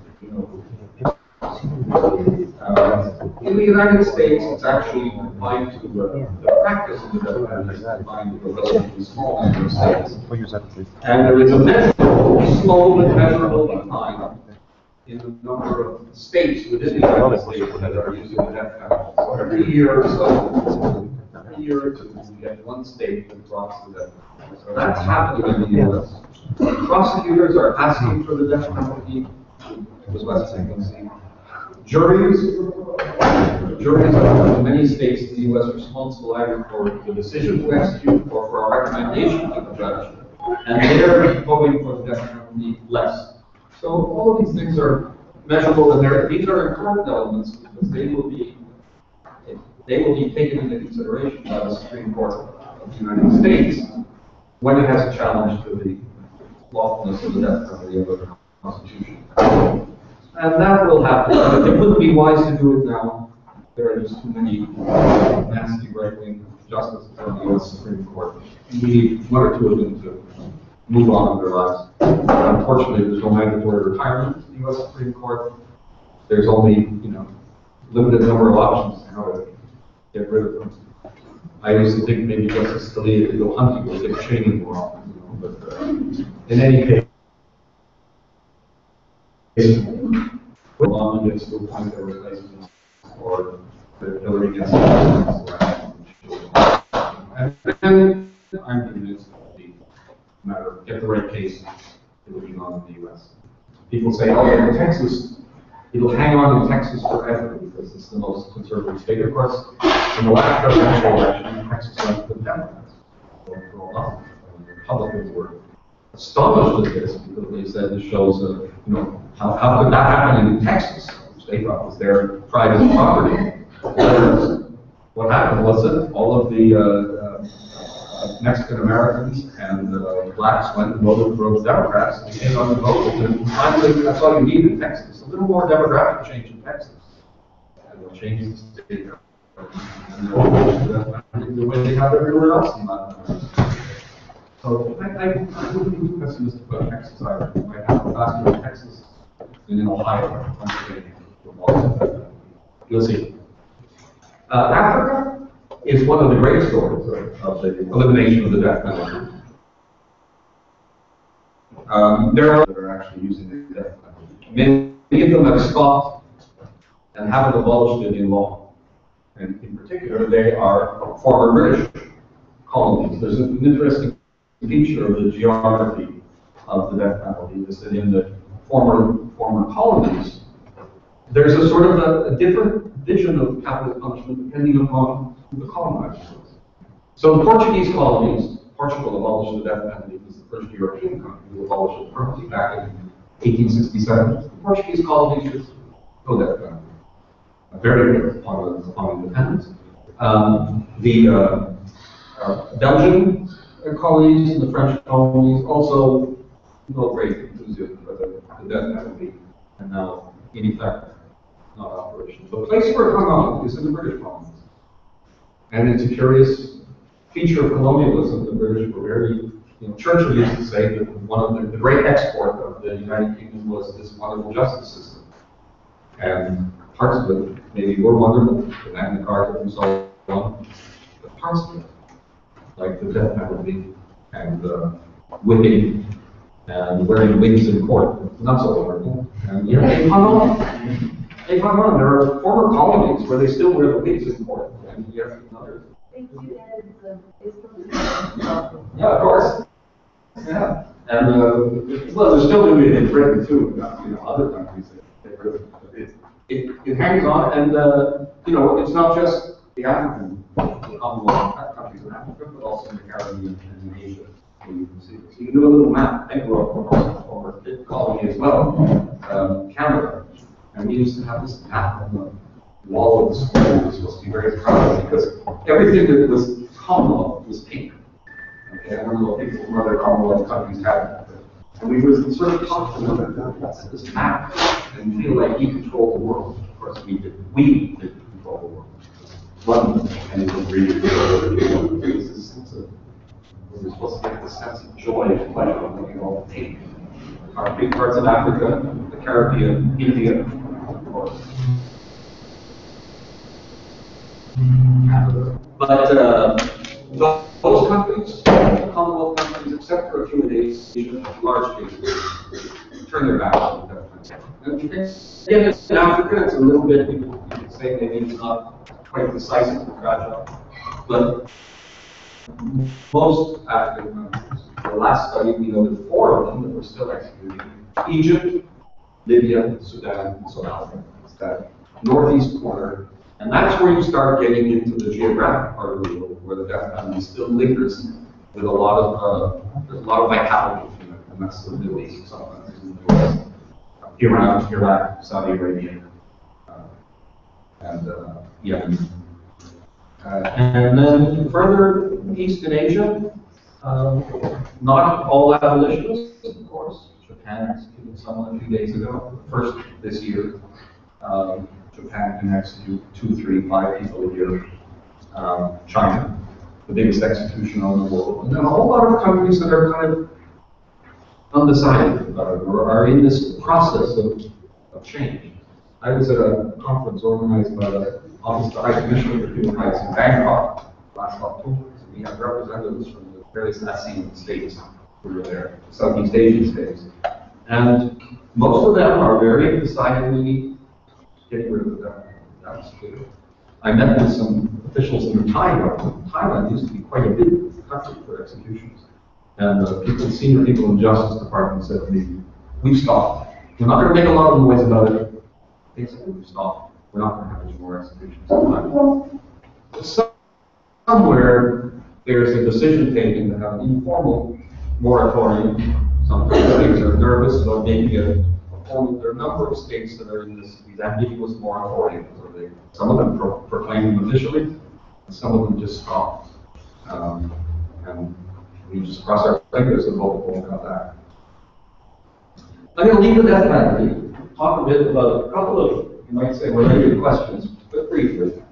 I mentioned this is one of the other things the British managed to leave behind them in regard to corporal punishment.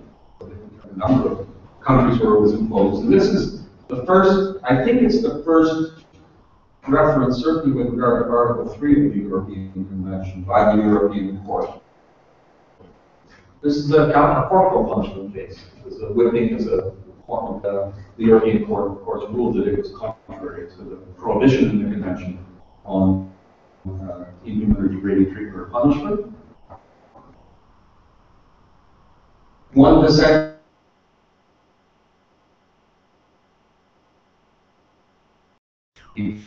But maybe that just proves his point. A violent man. He was raised with violence, and he believed in it, and he involved in it. One of the things I'm very proud of that I contributed to in the Sierra Leone Truth and Reconciliation Commission report. We had a section, we have a report to the government of Sierra Leone that they were supposed to implement and that they haven't properly done. That we put it on the list that everyone agreed with. We recommended the death penalty, and that was accepted. And Sierra Leone has not had an execution since our report. They haven't had an execution.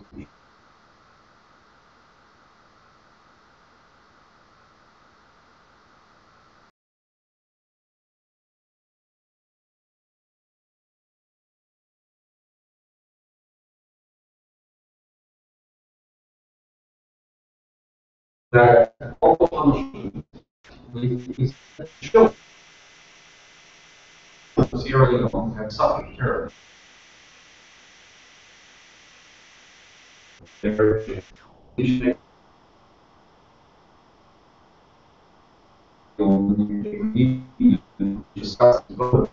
My colleagues make recommendations that corporal punishment falls in the school. And I think thinking of this, you might agree with this as a recommendation. The corporal punishment be abolished in the schools. Why in the schools?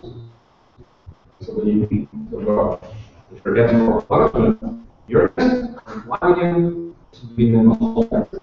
Let's just abolish it. Let's just call for the abolition of corporal punishment. And they put this as an outrageous idea. But nobody could think of an argument against it. And so we did that. But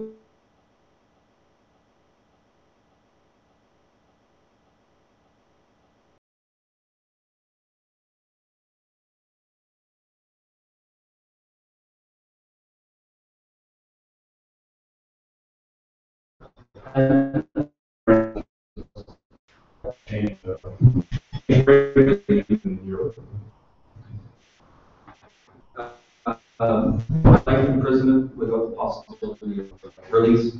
I mentioned yesterday that there was a very important decision of the Constitutional Court in the 1970s that finds reflections in places, including the Rome Statute of the International Criminal Court, and was endorsed by the Grand Chamber of the European Court decision against the United Kingdom last July.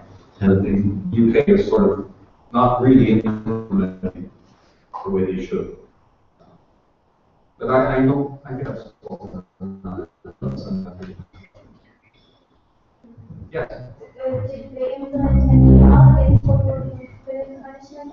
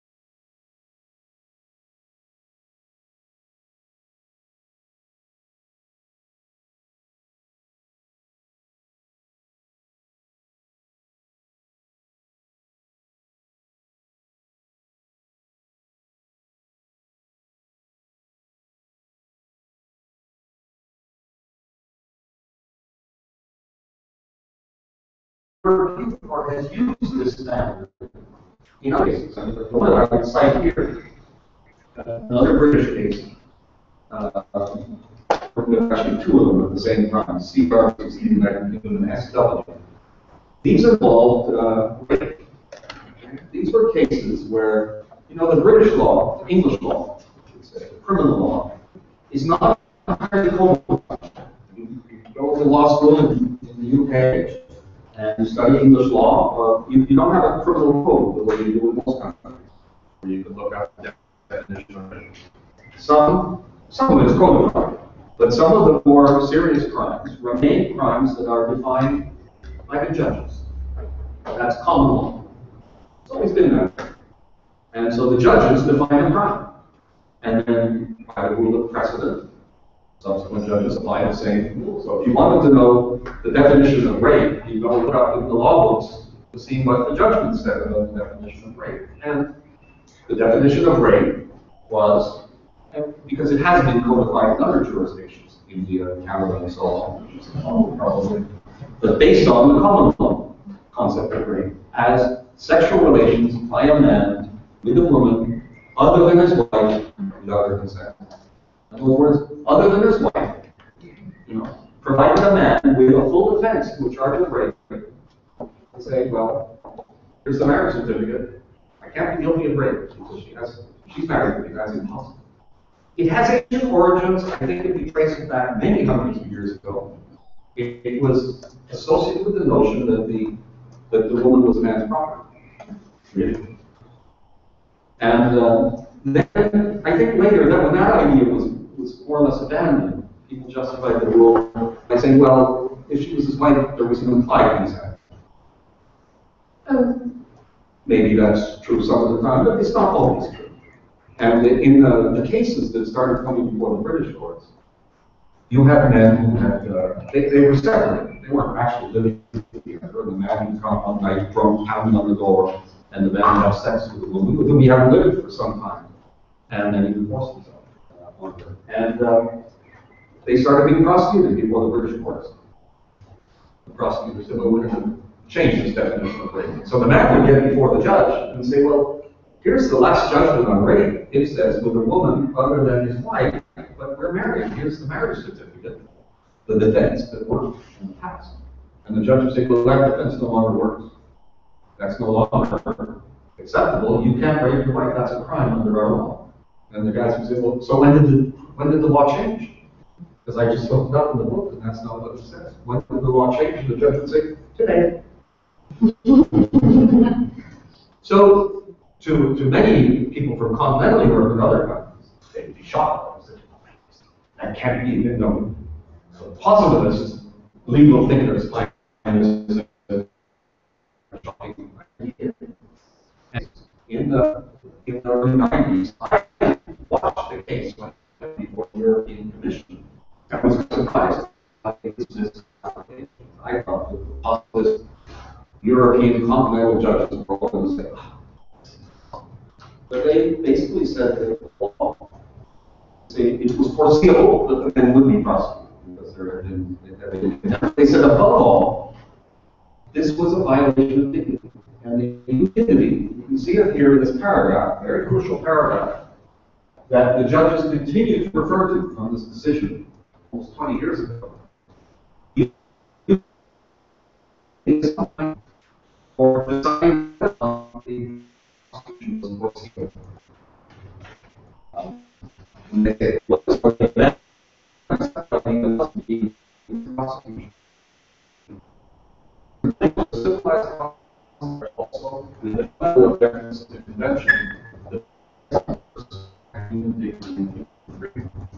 And so they suggest that this is maybe one way we can test it. So that if you have a technical crime where they change the definition,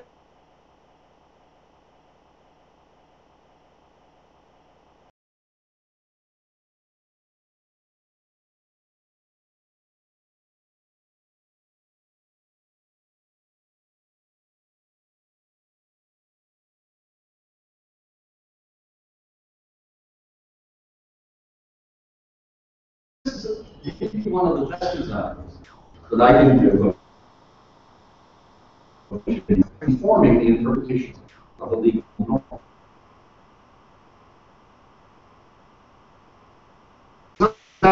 It's not striking at Nuremberg. I'll show you the famous paragraph in the Nuremberg from the International Military Tribunal, 1946, and they had to deal with the challenge of the Nazi defendants.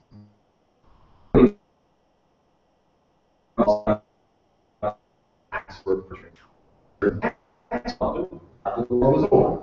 The definition of crimes against humanity and the crime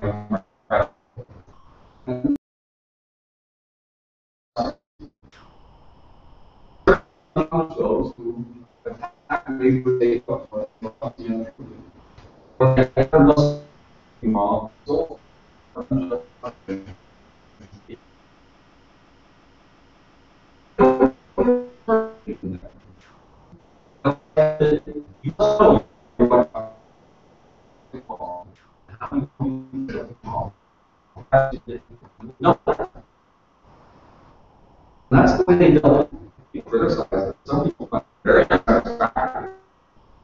necessarily part of the codification of the Universal Declaration, the European Convention, and the Covenants of the Rights, was the sense that maybe they went too far and we fixed it and made a stricter rule. Some countries felt that. But to go back to my examples, concentrate on the European Court of Human Rights, I think in practice, we get to the same results as they did in Europe. And they use this notion of human dignity to get the answer. We're waiting for the judgment. In the court of the Lithuanian case, the fascinating one. The rights involved there, the case of the Conlaw case. Conlaw versus Latvia. I asked for Latvia. That was about prosecuting crimes in the Second World War. And prosecuted Latvia for murdering Nazi sympathizers in 1944. The rule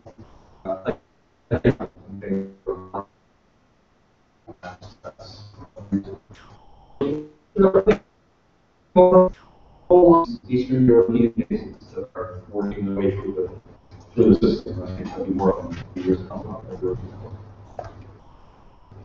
Any comments or questions? Please. No, I think that the principle of legality is something that considered the institutions have shown on the European Court and Europe. It's something that it works in the common law countries, but in the civil countries, it's for people. And so I'm from Argentina, a civil country, and we have many problems to take to try to the essence of the rights, the dictatorship of the country. Maybe the heads were prosecuted and convicted, and then were released by former president. But then the NGOs and the students fighting, and the Supreme Court about 10 years ago, had to get the figure of these colors to punish the victory that had been filed. And it was, and the outcome was good, but legally speaking, the principle of reality has been turned out, you know? For a civil line like mine, for example. It's very difficult in civil countries to make this happen. I think Europe has this problem. I mean, it is a civilization searching the Nazis, of course. No one discusses that. But with this principle of criminal law in civil countries, I think I think it's too, I think you're training your background probably have two factors. And we see these are judges from civil law, and yet they're able to accept this. I think that rule against is more liberal than like approach. And we have the same people want to be out. It's because of the nature of the context, because of Argentina.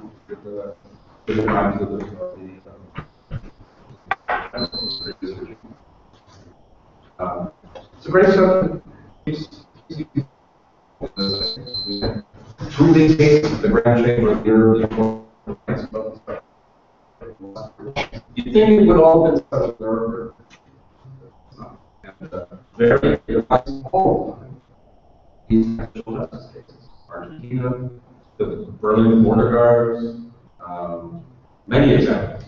In fact, dignity was used in Berlin border guard cases. Berlin, East Germany,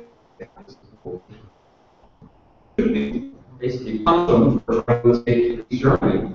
And of course, after the unification, my favorite case was not the main Nuremberg judgment.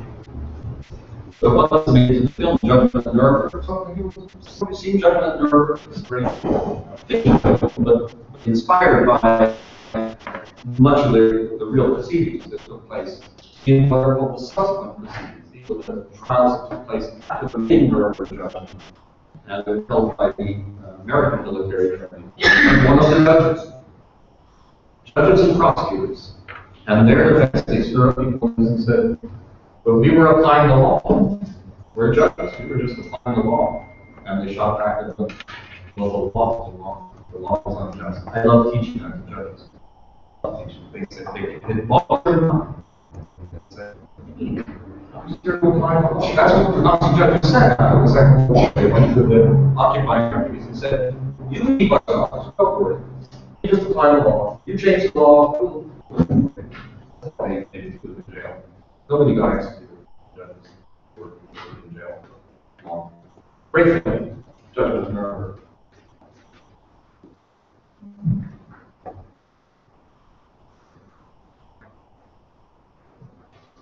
Equality and non-discrimination. This is one of the very earliest cases of the European Commission on Human Rights. Gradually being forgotten, the European Commission, unfortunately, but it made a huge contribution. It existed before the court from the early 1950s. It made a huge contribution to the development of human rights. If you go on the website of the European Court of Human Rights or the European jurisprudence, who knows all, you have to make sure to tick the box for the commission. Otherwise, if you do research on an idea, or a keyword or something, it doesn't help when you get in court. Gradually with the change. Tick the box of the commission. It's a decision to recognize concerning people as emulators, and then they were held like a food. This was where the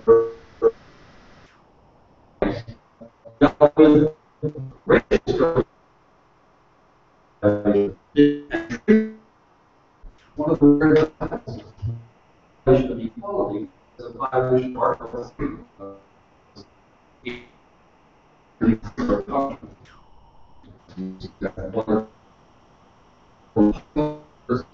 Differentiating on the basis of life in certain circumstances constitutes a from human dignity. So I guess the only thing weird about that, do we really need to say in certain circumstances? I'm not quite sure what they're thinking about. But there's still this idea, which I'm sure is not controversial.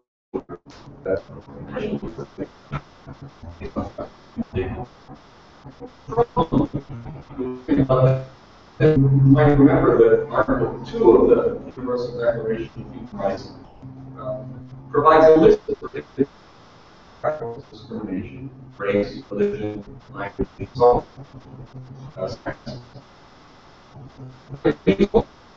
The list, the category. So it's not that. It gives you a list. And the next list is not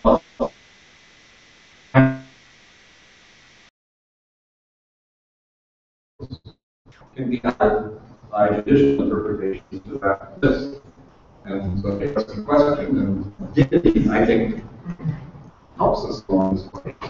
We have a discussion about LGBT issues. Does that bring discrimination, for example, based on sexual orientation into the list? If you think about it, again, the Universal Declaration of 1948, how would you know something belongs in something reached that level of universal acceptance? Disability. A series of resolutions of the General Assembly, the Convention on the Rights of Persons with Disabilities, Age. Do we all agree that age should be prohibited from discriminating against people based on we do it all the time. Academics and professors in European universities of language are looking forward to forced retirement in the next few years. Universities, various countries have. That's why I was in the UK, forced retirement. They abolished it years ago. It's clear I can work until I'm just like justice in the U.S. Supreme Court. So they have more to like and don't have to. But we have age discrimination all over. So we'll agree that in principle discrimination based on age should be prohibited, except what parts of it will allow and not considered to be invisible discrimination, but just a distinction. So age is always a part. Scotland's going to vote on independence. Scotland changed the voting age to 16. And, I think the general anyone from Scotland here? Yeah. I think the general view is that the 16 to 18-year-old cohort will probably enter independence. So it's been out recently. Really? Surveys on it, and they show that actually amongst them. Although they may be more because on the whole population, less people for independence. So they may, I don't know, but I know that it's actually looking for independence. A whole? Of 16, 18, a whole as well. Yeah. What do you think of 16-year-olds voting? It was interesting because they did a question in Scotland, and they had an audience of 16 to 17-year-olds in the audience. Question 10 is a political show about independence. And a lot of the 16 17 I thought we can't, you know, and they would tend to be more educated than 16 18-year-olds, but you know, people are not that, which I find interesting. I don't have a strong opinion on this. Yeah. Well, you know, to look at other types of categories. I mean, age was, as I say, an interesting one because people agree in principle that it should be prohibited to discriminate based on age, and yet we're surrounded by exceptions. Whereas with racial discrimination, I mean, can anyone think of a place where we might permissibly discriminate based on race? You know? Yeah. So, like embassies or, you know, I think that's nationality. Yeah, requiring that you be a citizen of the country to work at the embassy. Yeah, that's not race. Race would be saying if you're based on the color of your skin, for example. You know, I have one example that I can give you. If you were the casting director for 12 years a slave, right? I mean, there's some things where that's the only example where you might be able to say, listen, we're going to require to play that role in the film. You have to be in a certain race. But other ones, language, age, and so on, we're much more tolerant about exceptions. It's a very complicated area of law. When we added the categories, the question was raised again about sexual orientation. Is that as obvious that it belongs in the Universal Declaration of Human Rights as it would be for age or disability? You know, it's hard to point to resolutions of the General Assembly Council that are universal on this. I wonder if we have some states where sexual conduct, and they're very resistant to any form in some countries. But I think there are many countries that go there. No sexual orientation. I wonder if you said a question here to 190 member states in the UN said, do you discriminate against people based on sexual orientation? They probably very few would say that. And there are a lot of states that have measures and discriminatory measures that we understand as being discriminatory, but they can say as their policy, no, they can have law, they can run for president, they can do anything. Just don't tell us what they're doing in their private life. And I think if you look at it from that perspective, you might say that. So, it's interesting. One of the places, again, where you can look for evidence of these attitudes here is the human superiority. Materials generated by human superiority are so rich in giving us insights into the attitudes and states, as well as their conduct. I'm very fascinated by what states say there. Another one, maybe their conduct is bad. None of them say that they don't believe in discriminating against people based on sexual orientation. Then we want that to debate.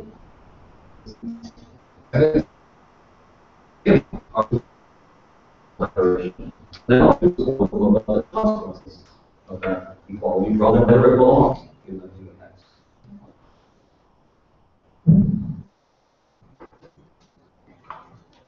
Well, this is one of my favorite things, and you know, also piece. I showed you yesterday early texts, the notion of peace, how important that was to the Universal Declaration of Human Rights, and relationship between peace and human dignity. But a lot of human rights specialists dispute the notion of right to peace as a human right. It's been historically often formulated as a peace right rather than human right to peace. For the last, I think, 5 or 6 years, we've had resolutions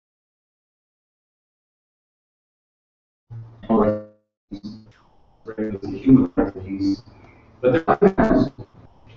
But the EU votes against them or abstains. The Western countries tend to say, oh, we don't do peace with the Human Rights Council. That's for another council. Guess which council we're talking about. Okay. Whereas the countries, the non states, the states in the South, tend to be more favorable to some manifestation of debate about the human right to peace in the Human Rights Council and in the human rights context rather than in the Security Council. The other place where that debate is taking place recently is in the amendments, the debate about the amendments to the Rome Statute of the International Criminal Court dealing with the crime of aggression. And I was at the conference in Kampala in 2010 where those amendments were adopted. And they were adopted by consensus. There was no vote. Lengthy, complex negotiations to finally agree upon the definition of the crime of aggression and how the court would implement the definition, how it would be able to prosecute the crime of aggression. Those amendments can't come into force until 2017. They require 30 ratifications before that can take place and another vote of the Assembly of States Parties. I think we're about 15 of 30. But we still got 2 years, 2.5 years to get to 2017. And we know that a number of states are working on that. So I think it's pretty likely that all of that will take place. And so under fairly limited circumstances, the prosecutor of the International Criminal Court will be able to prosecute the crime of aggression. As a prosecutor, how do you define right to peace? I'm sorry? How do you define right to peace? Is it defined already or not? Well, I refer you to the resolutions. I can't off the top of my head give you a detailed definition. There's a lengthy enumeration of various features of the right to peace. And as I said, I can't. The issue of aggression, of course, there's also a narrower definition of the crime of aggression. It would exclude, illicit gunfire across the border. It does involve a very serious attack on the state. But we looked at this last August when there were threats of the use of force against Syria, as to whether that, some countries, in France in particular, were entertaining the idea that they would use armed force against Syria in the absence of a security council. David Cameron actually made a speech in August last year, where he said, you know, there are some people say that we have used force against other countries, but he said that's that's our proper view of international law. That's an absurd suggestion. And all I can say is, you better get a new lawyer now because you're going to end up in jail. That's exactly the argument that the Nazis used. You didn't have the Security Council at the time, but in practice, in 2003, when Blair went to invade Iraq, he had equal rights. Equal rights which they published has become public, where the Attorney General said, actually, want the Prime Minister. You could.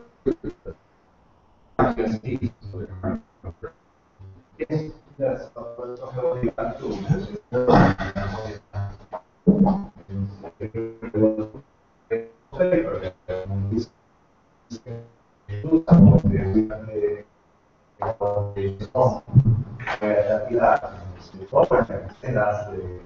The only understanding, you know, like anything against is 100%. And at the same time, everyone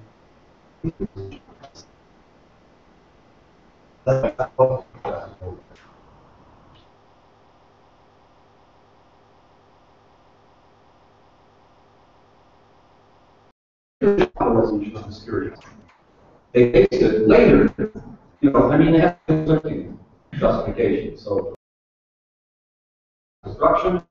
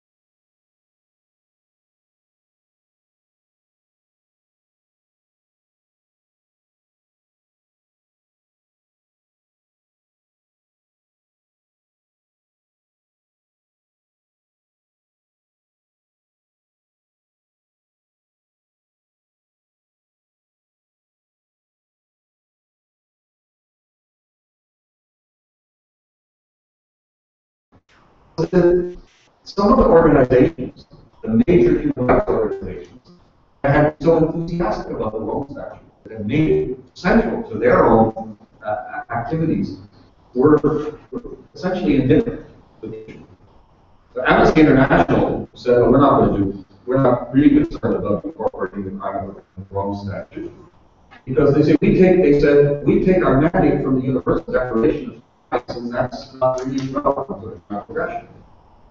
Which is, as you can see, is a reading of the Universal Declaration I don't share exactly. I don't see how you could arrive at that. Human Rights Watch arrived at the same result through somewhat different reasoning. They said, well, we don't generally get involved in issues concerning the use of force. We're just concerned with the consequences, what humanitarian lawyers call the use in bello rather than the use ad bellum. And the use ad bellum is the legality of the conflict. The use ad bellum is the legality of how you behave with the conflict. The consequence of that is that if you start an aggressive war, but you behave yourself during the war, you haven't violated human rights. Whereas if you're defending human rights, but you commit some breach of the humanitarian law, then you're a war criminal. I'm not a problem with that idea. But it seems to me that if you invade a country and create an armed conflict, destroy a country, look at the harm that has been done to Iraq over the last 11 years, and then to say, well, human rights, you don't have anything to say about that. But I mention it to you because I'm sure many of you will say, well, Professor Schabas, you know, going a bit off the edge, disagrees with Amnesty International and Human Rights Watch. which I do, obviously. But it's about this question of the place of the right to severity. It has an uncertain place in human rights law. Yes? Is there an analysis that says you not in lieu of having a right to peace, or if you don't have a specific right to peace, factors would improve some of the economic standards we were discussing yesterday, the notion that a person's right to some kind of economic security or security of home, in essence, means a right to peace. Is there any kind of analysis? The same sort of growth of Maybe. You know, maybe it's a reluctance of these organizations to take sides.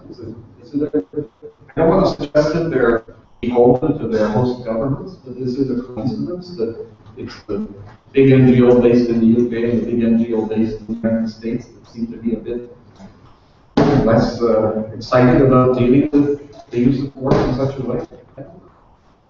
Anyway, I leave you with that issue because I want to spend the NGOs I work with a lot and cooperate with to remind you. Today is the 100th anniversary of the event that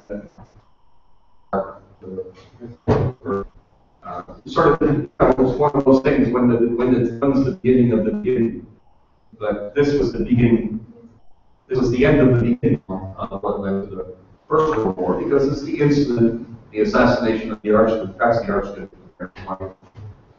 It brings them, and then Austria reacts with an ultimatum to Serbia, and Serbia concedes almost everything Austria is asking for, except that Austria is essentially asking for Serbia to become a vassal state of Austria, and they say, we can't quite do that.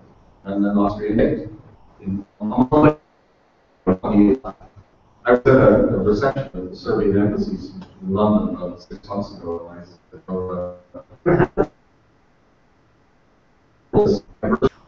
well, we didn't talk too much about the 28th. We're going to be talking about the 28th of July, because that's when they were invaded.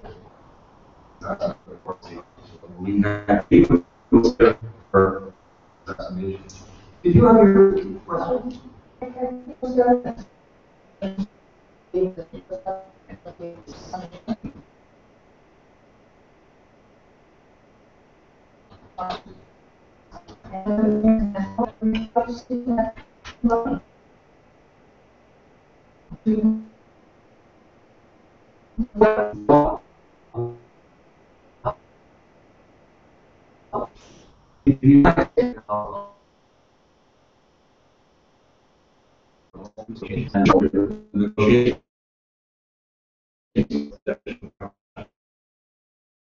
Administration policy from 2002.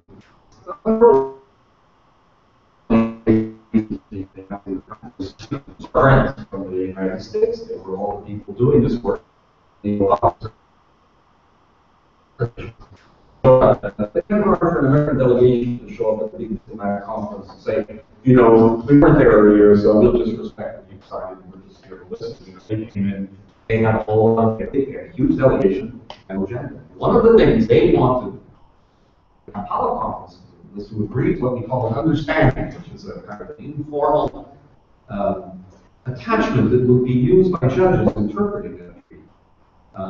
And the understanding was to deal with expression in the definition in the World Statute, in the amendment, that says that the crime of aggression is an act of aggression that constitutes a manifest violation of the Charter of the United Nations. We have this expression, a manifest violation of the Charter of the United Nations. And the United States said, how about we put in an understanding that a manifest violation of the Charter of the United Nations would not be an act that was intended to prevent prevent an international crime taking place. In other words, if we invade a country and we say it's because we're there to stop crimes against humanity, then that can't be the crime. And every other state. How about we just put in an added of the word security council?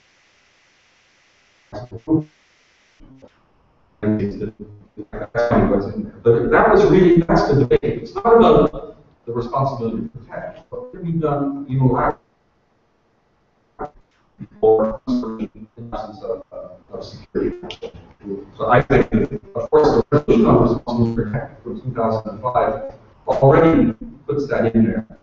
Some of the big states were unhappy with it. Smaller states, not. All the smaller states like the idea that you have to go to the Security Council to get the approval. But a few of the big states don't like that. But that's in the resolution. And then it's sort of, I think, reaffirmed in this understanding that the useful force under the third basket of the third pillar of the responsibility to protect provide software for security. I don't give this we have the responsibility to protect, but I think we exaggerate. A lot of people think that it's all of us and the bombers and the Air Force, and that's a lot of fun. Locally, I guess the responsibility to protect the site is all the use of market. And as we can see, even if theoretically you can say that sometimes it happens, of course, it's so hard to do it in a way that it does more good than harm. And you look at some of the examples. It's easy to use the force to do huge amount of harm. I'm sure if I was in Iraq, I would be something that was not the same monster as he was. Yes?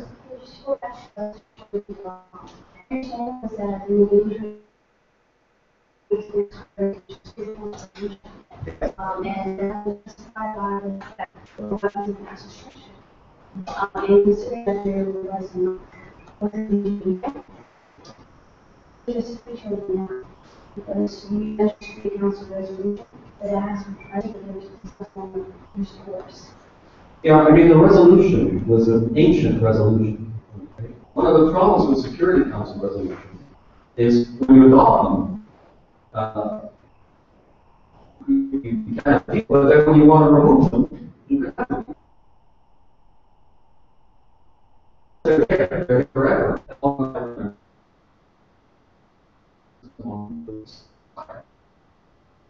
So that's the solution.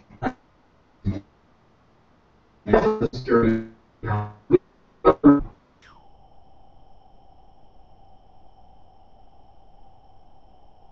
It's like, you know, a small countries in the security have arms programs, they twisted them. They just resisted. You know, they said, oh, you won't vote for that. So they couldn't get the vote in the security. We couldn't get 9 votes they needed in the Security Council. And they said, we need that vote. But I want to, we've only got, my time is going very quickly. I just have a couple more points. Fairly like you would ask me earlier about my vision. I don't know if you have in mind what I see the better angels of our nature, which is an expression for Abraham, to know that others do know us. But it's about the idea that we are actually making huge progress in dealing with violence. That humanity has become less and less violent. Certainly, the likelihood that any of us is going to die as a result of violence is probably lower than I mean, there are some young men here, but if it was a class full of young men in their 20s, I would be, and that was 100 years ago, on the 28th of June, 1914, I would be able to say fairly reliably, two-thirds of people are going to be dead or seriously injured in the next 18 months. Just, we forget the scale of the loss of life earlier. So I've given you just a few statistics. We think there were about 17 million deaths in the First World War. About 10 million of them were black. And this is for a population of about 1 billion people. The world population at the time was 2 million. 2 billion. And there are more immediate ones about the conflict.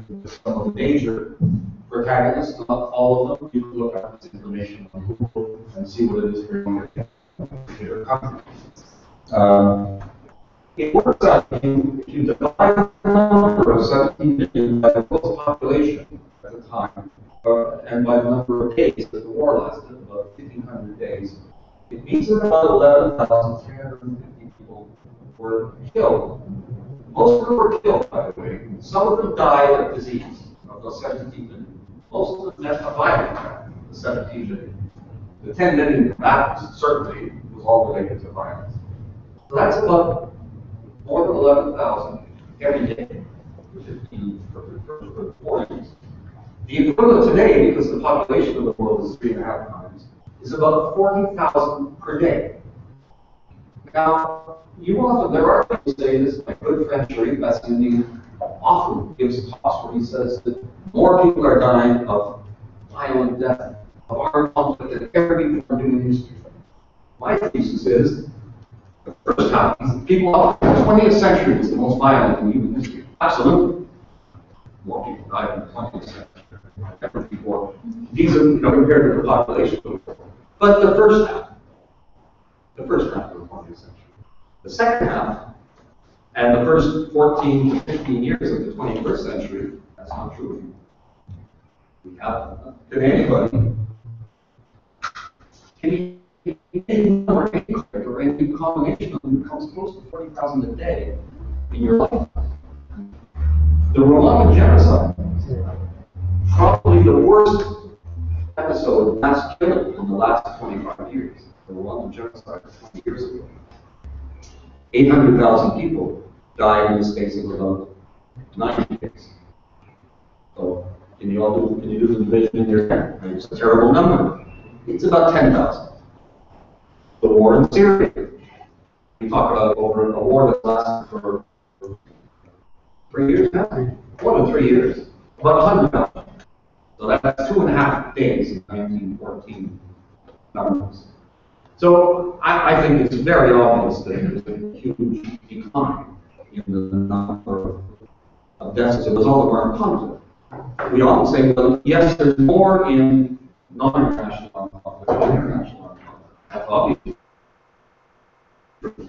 There's so little international armed conflict. We've had a couple of international or internationalized armed conflicts. Most of them are civil. But I'm counting that. We don't have 40,000 a day in the Civil War anywhere. Not even Rwanda, not in Cambodia, nothing like that. And so it's the numbers are just, my suggestion is reflect on numbers. Yes? Well, I'm thinking about what you're saying, and I think that we have to think about our definition of war. Thinking, 100 years ago, war was it had a very clear definition, and these days war doesn't. And so you don't have 40,000 people dying every day, but if you think about the war on women, and, you have 1,000 women a day dying in childbirth, and you look at the span of the war on women or these other conflicts that occur. I think that today we live in a very different definition of what war is, and so I think that the numbers are more comparable to these numbers than what's being expressed right now, in my opinion. I'm not talking about all deaths. I'm talking about deaths from curable diseases like malaria. There's a lot that I'm not including. But I can't compare. And I have all these things you get anywhere near 40,000 a day. Well, no, not 40,000 a day, but there was also a very clear span of when this war started and this war ended. Whereas wars these days, you don't really have necessarily a beginning and an end. It's a lot more convoluted, and so I think that the numbers are more difficult to measure these days than they were at this period of time. But what this shows also, though, is huge time. Do you think that there's a? Don't you think that those deaths, violence against women, that you just referred to, didn't they exist then too? Do you think that's a lot worse now than it was 100 years ago, or would it be at least the same? I'm not sure, because it wasn't measured then, and it is sort of being measured now, and so I'm not really sure how to respond to that. Yeah, this will get into these discussions I'm talking about one measurable phenomenon that probably took more as a local state. more than the war itself. Those things happen today. Some of the socially related to the lack of proper medical care, adequate attention. So we do paradigms of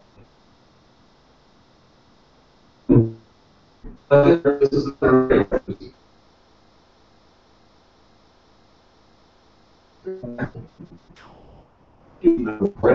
With all that.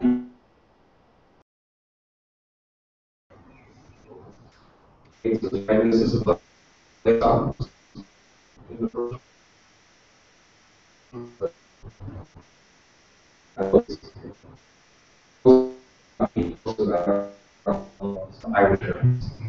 philosophy involved in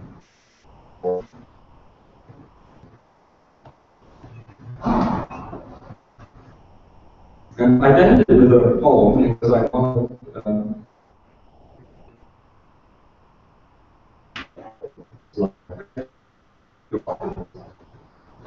this is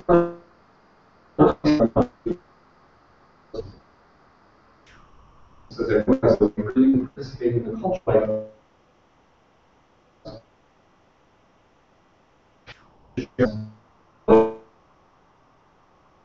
I think has been kind of lost.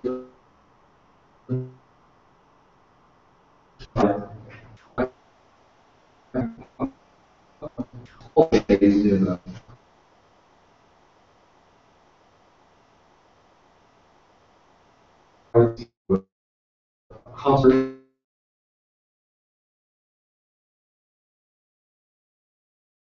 Music written from some of the roads.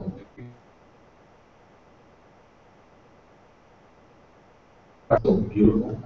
And so, that's human dignity. But we are special, and that's part of it. As made us special is our ability to do these absolutely marvelous and incredible things. And I think the piece of music, maybe if you know, we did a beautiful music.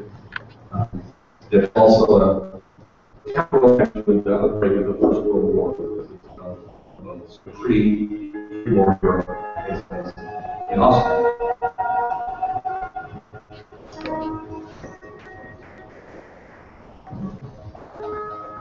Anybody go with these? No? No? The final act of the Rosenthal, very first goes.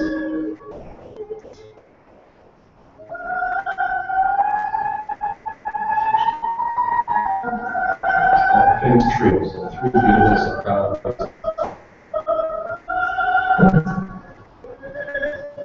You didn't expect me to do right up for that.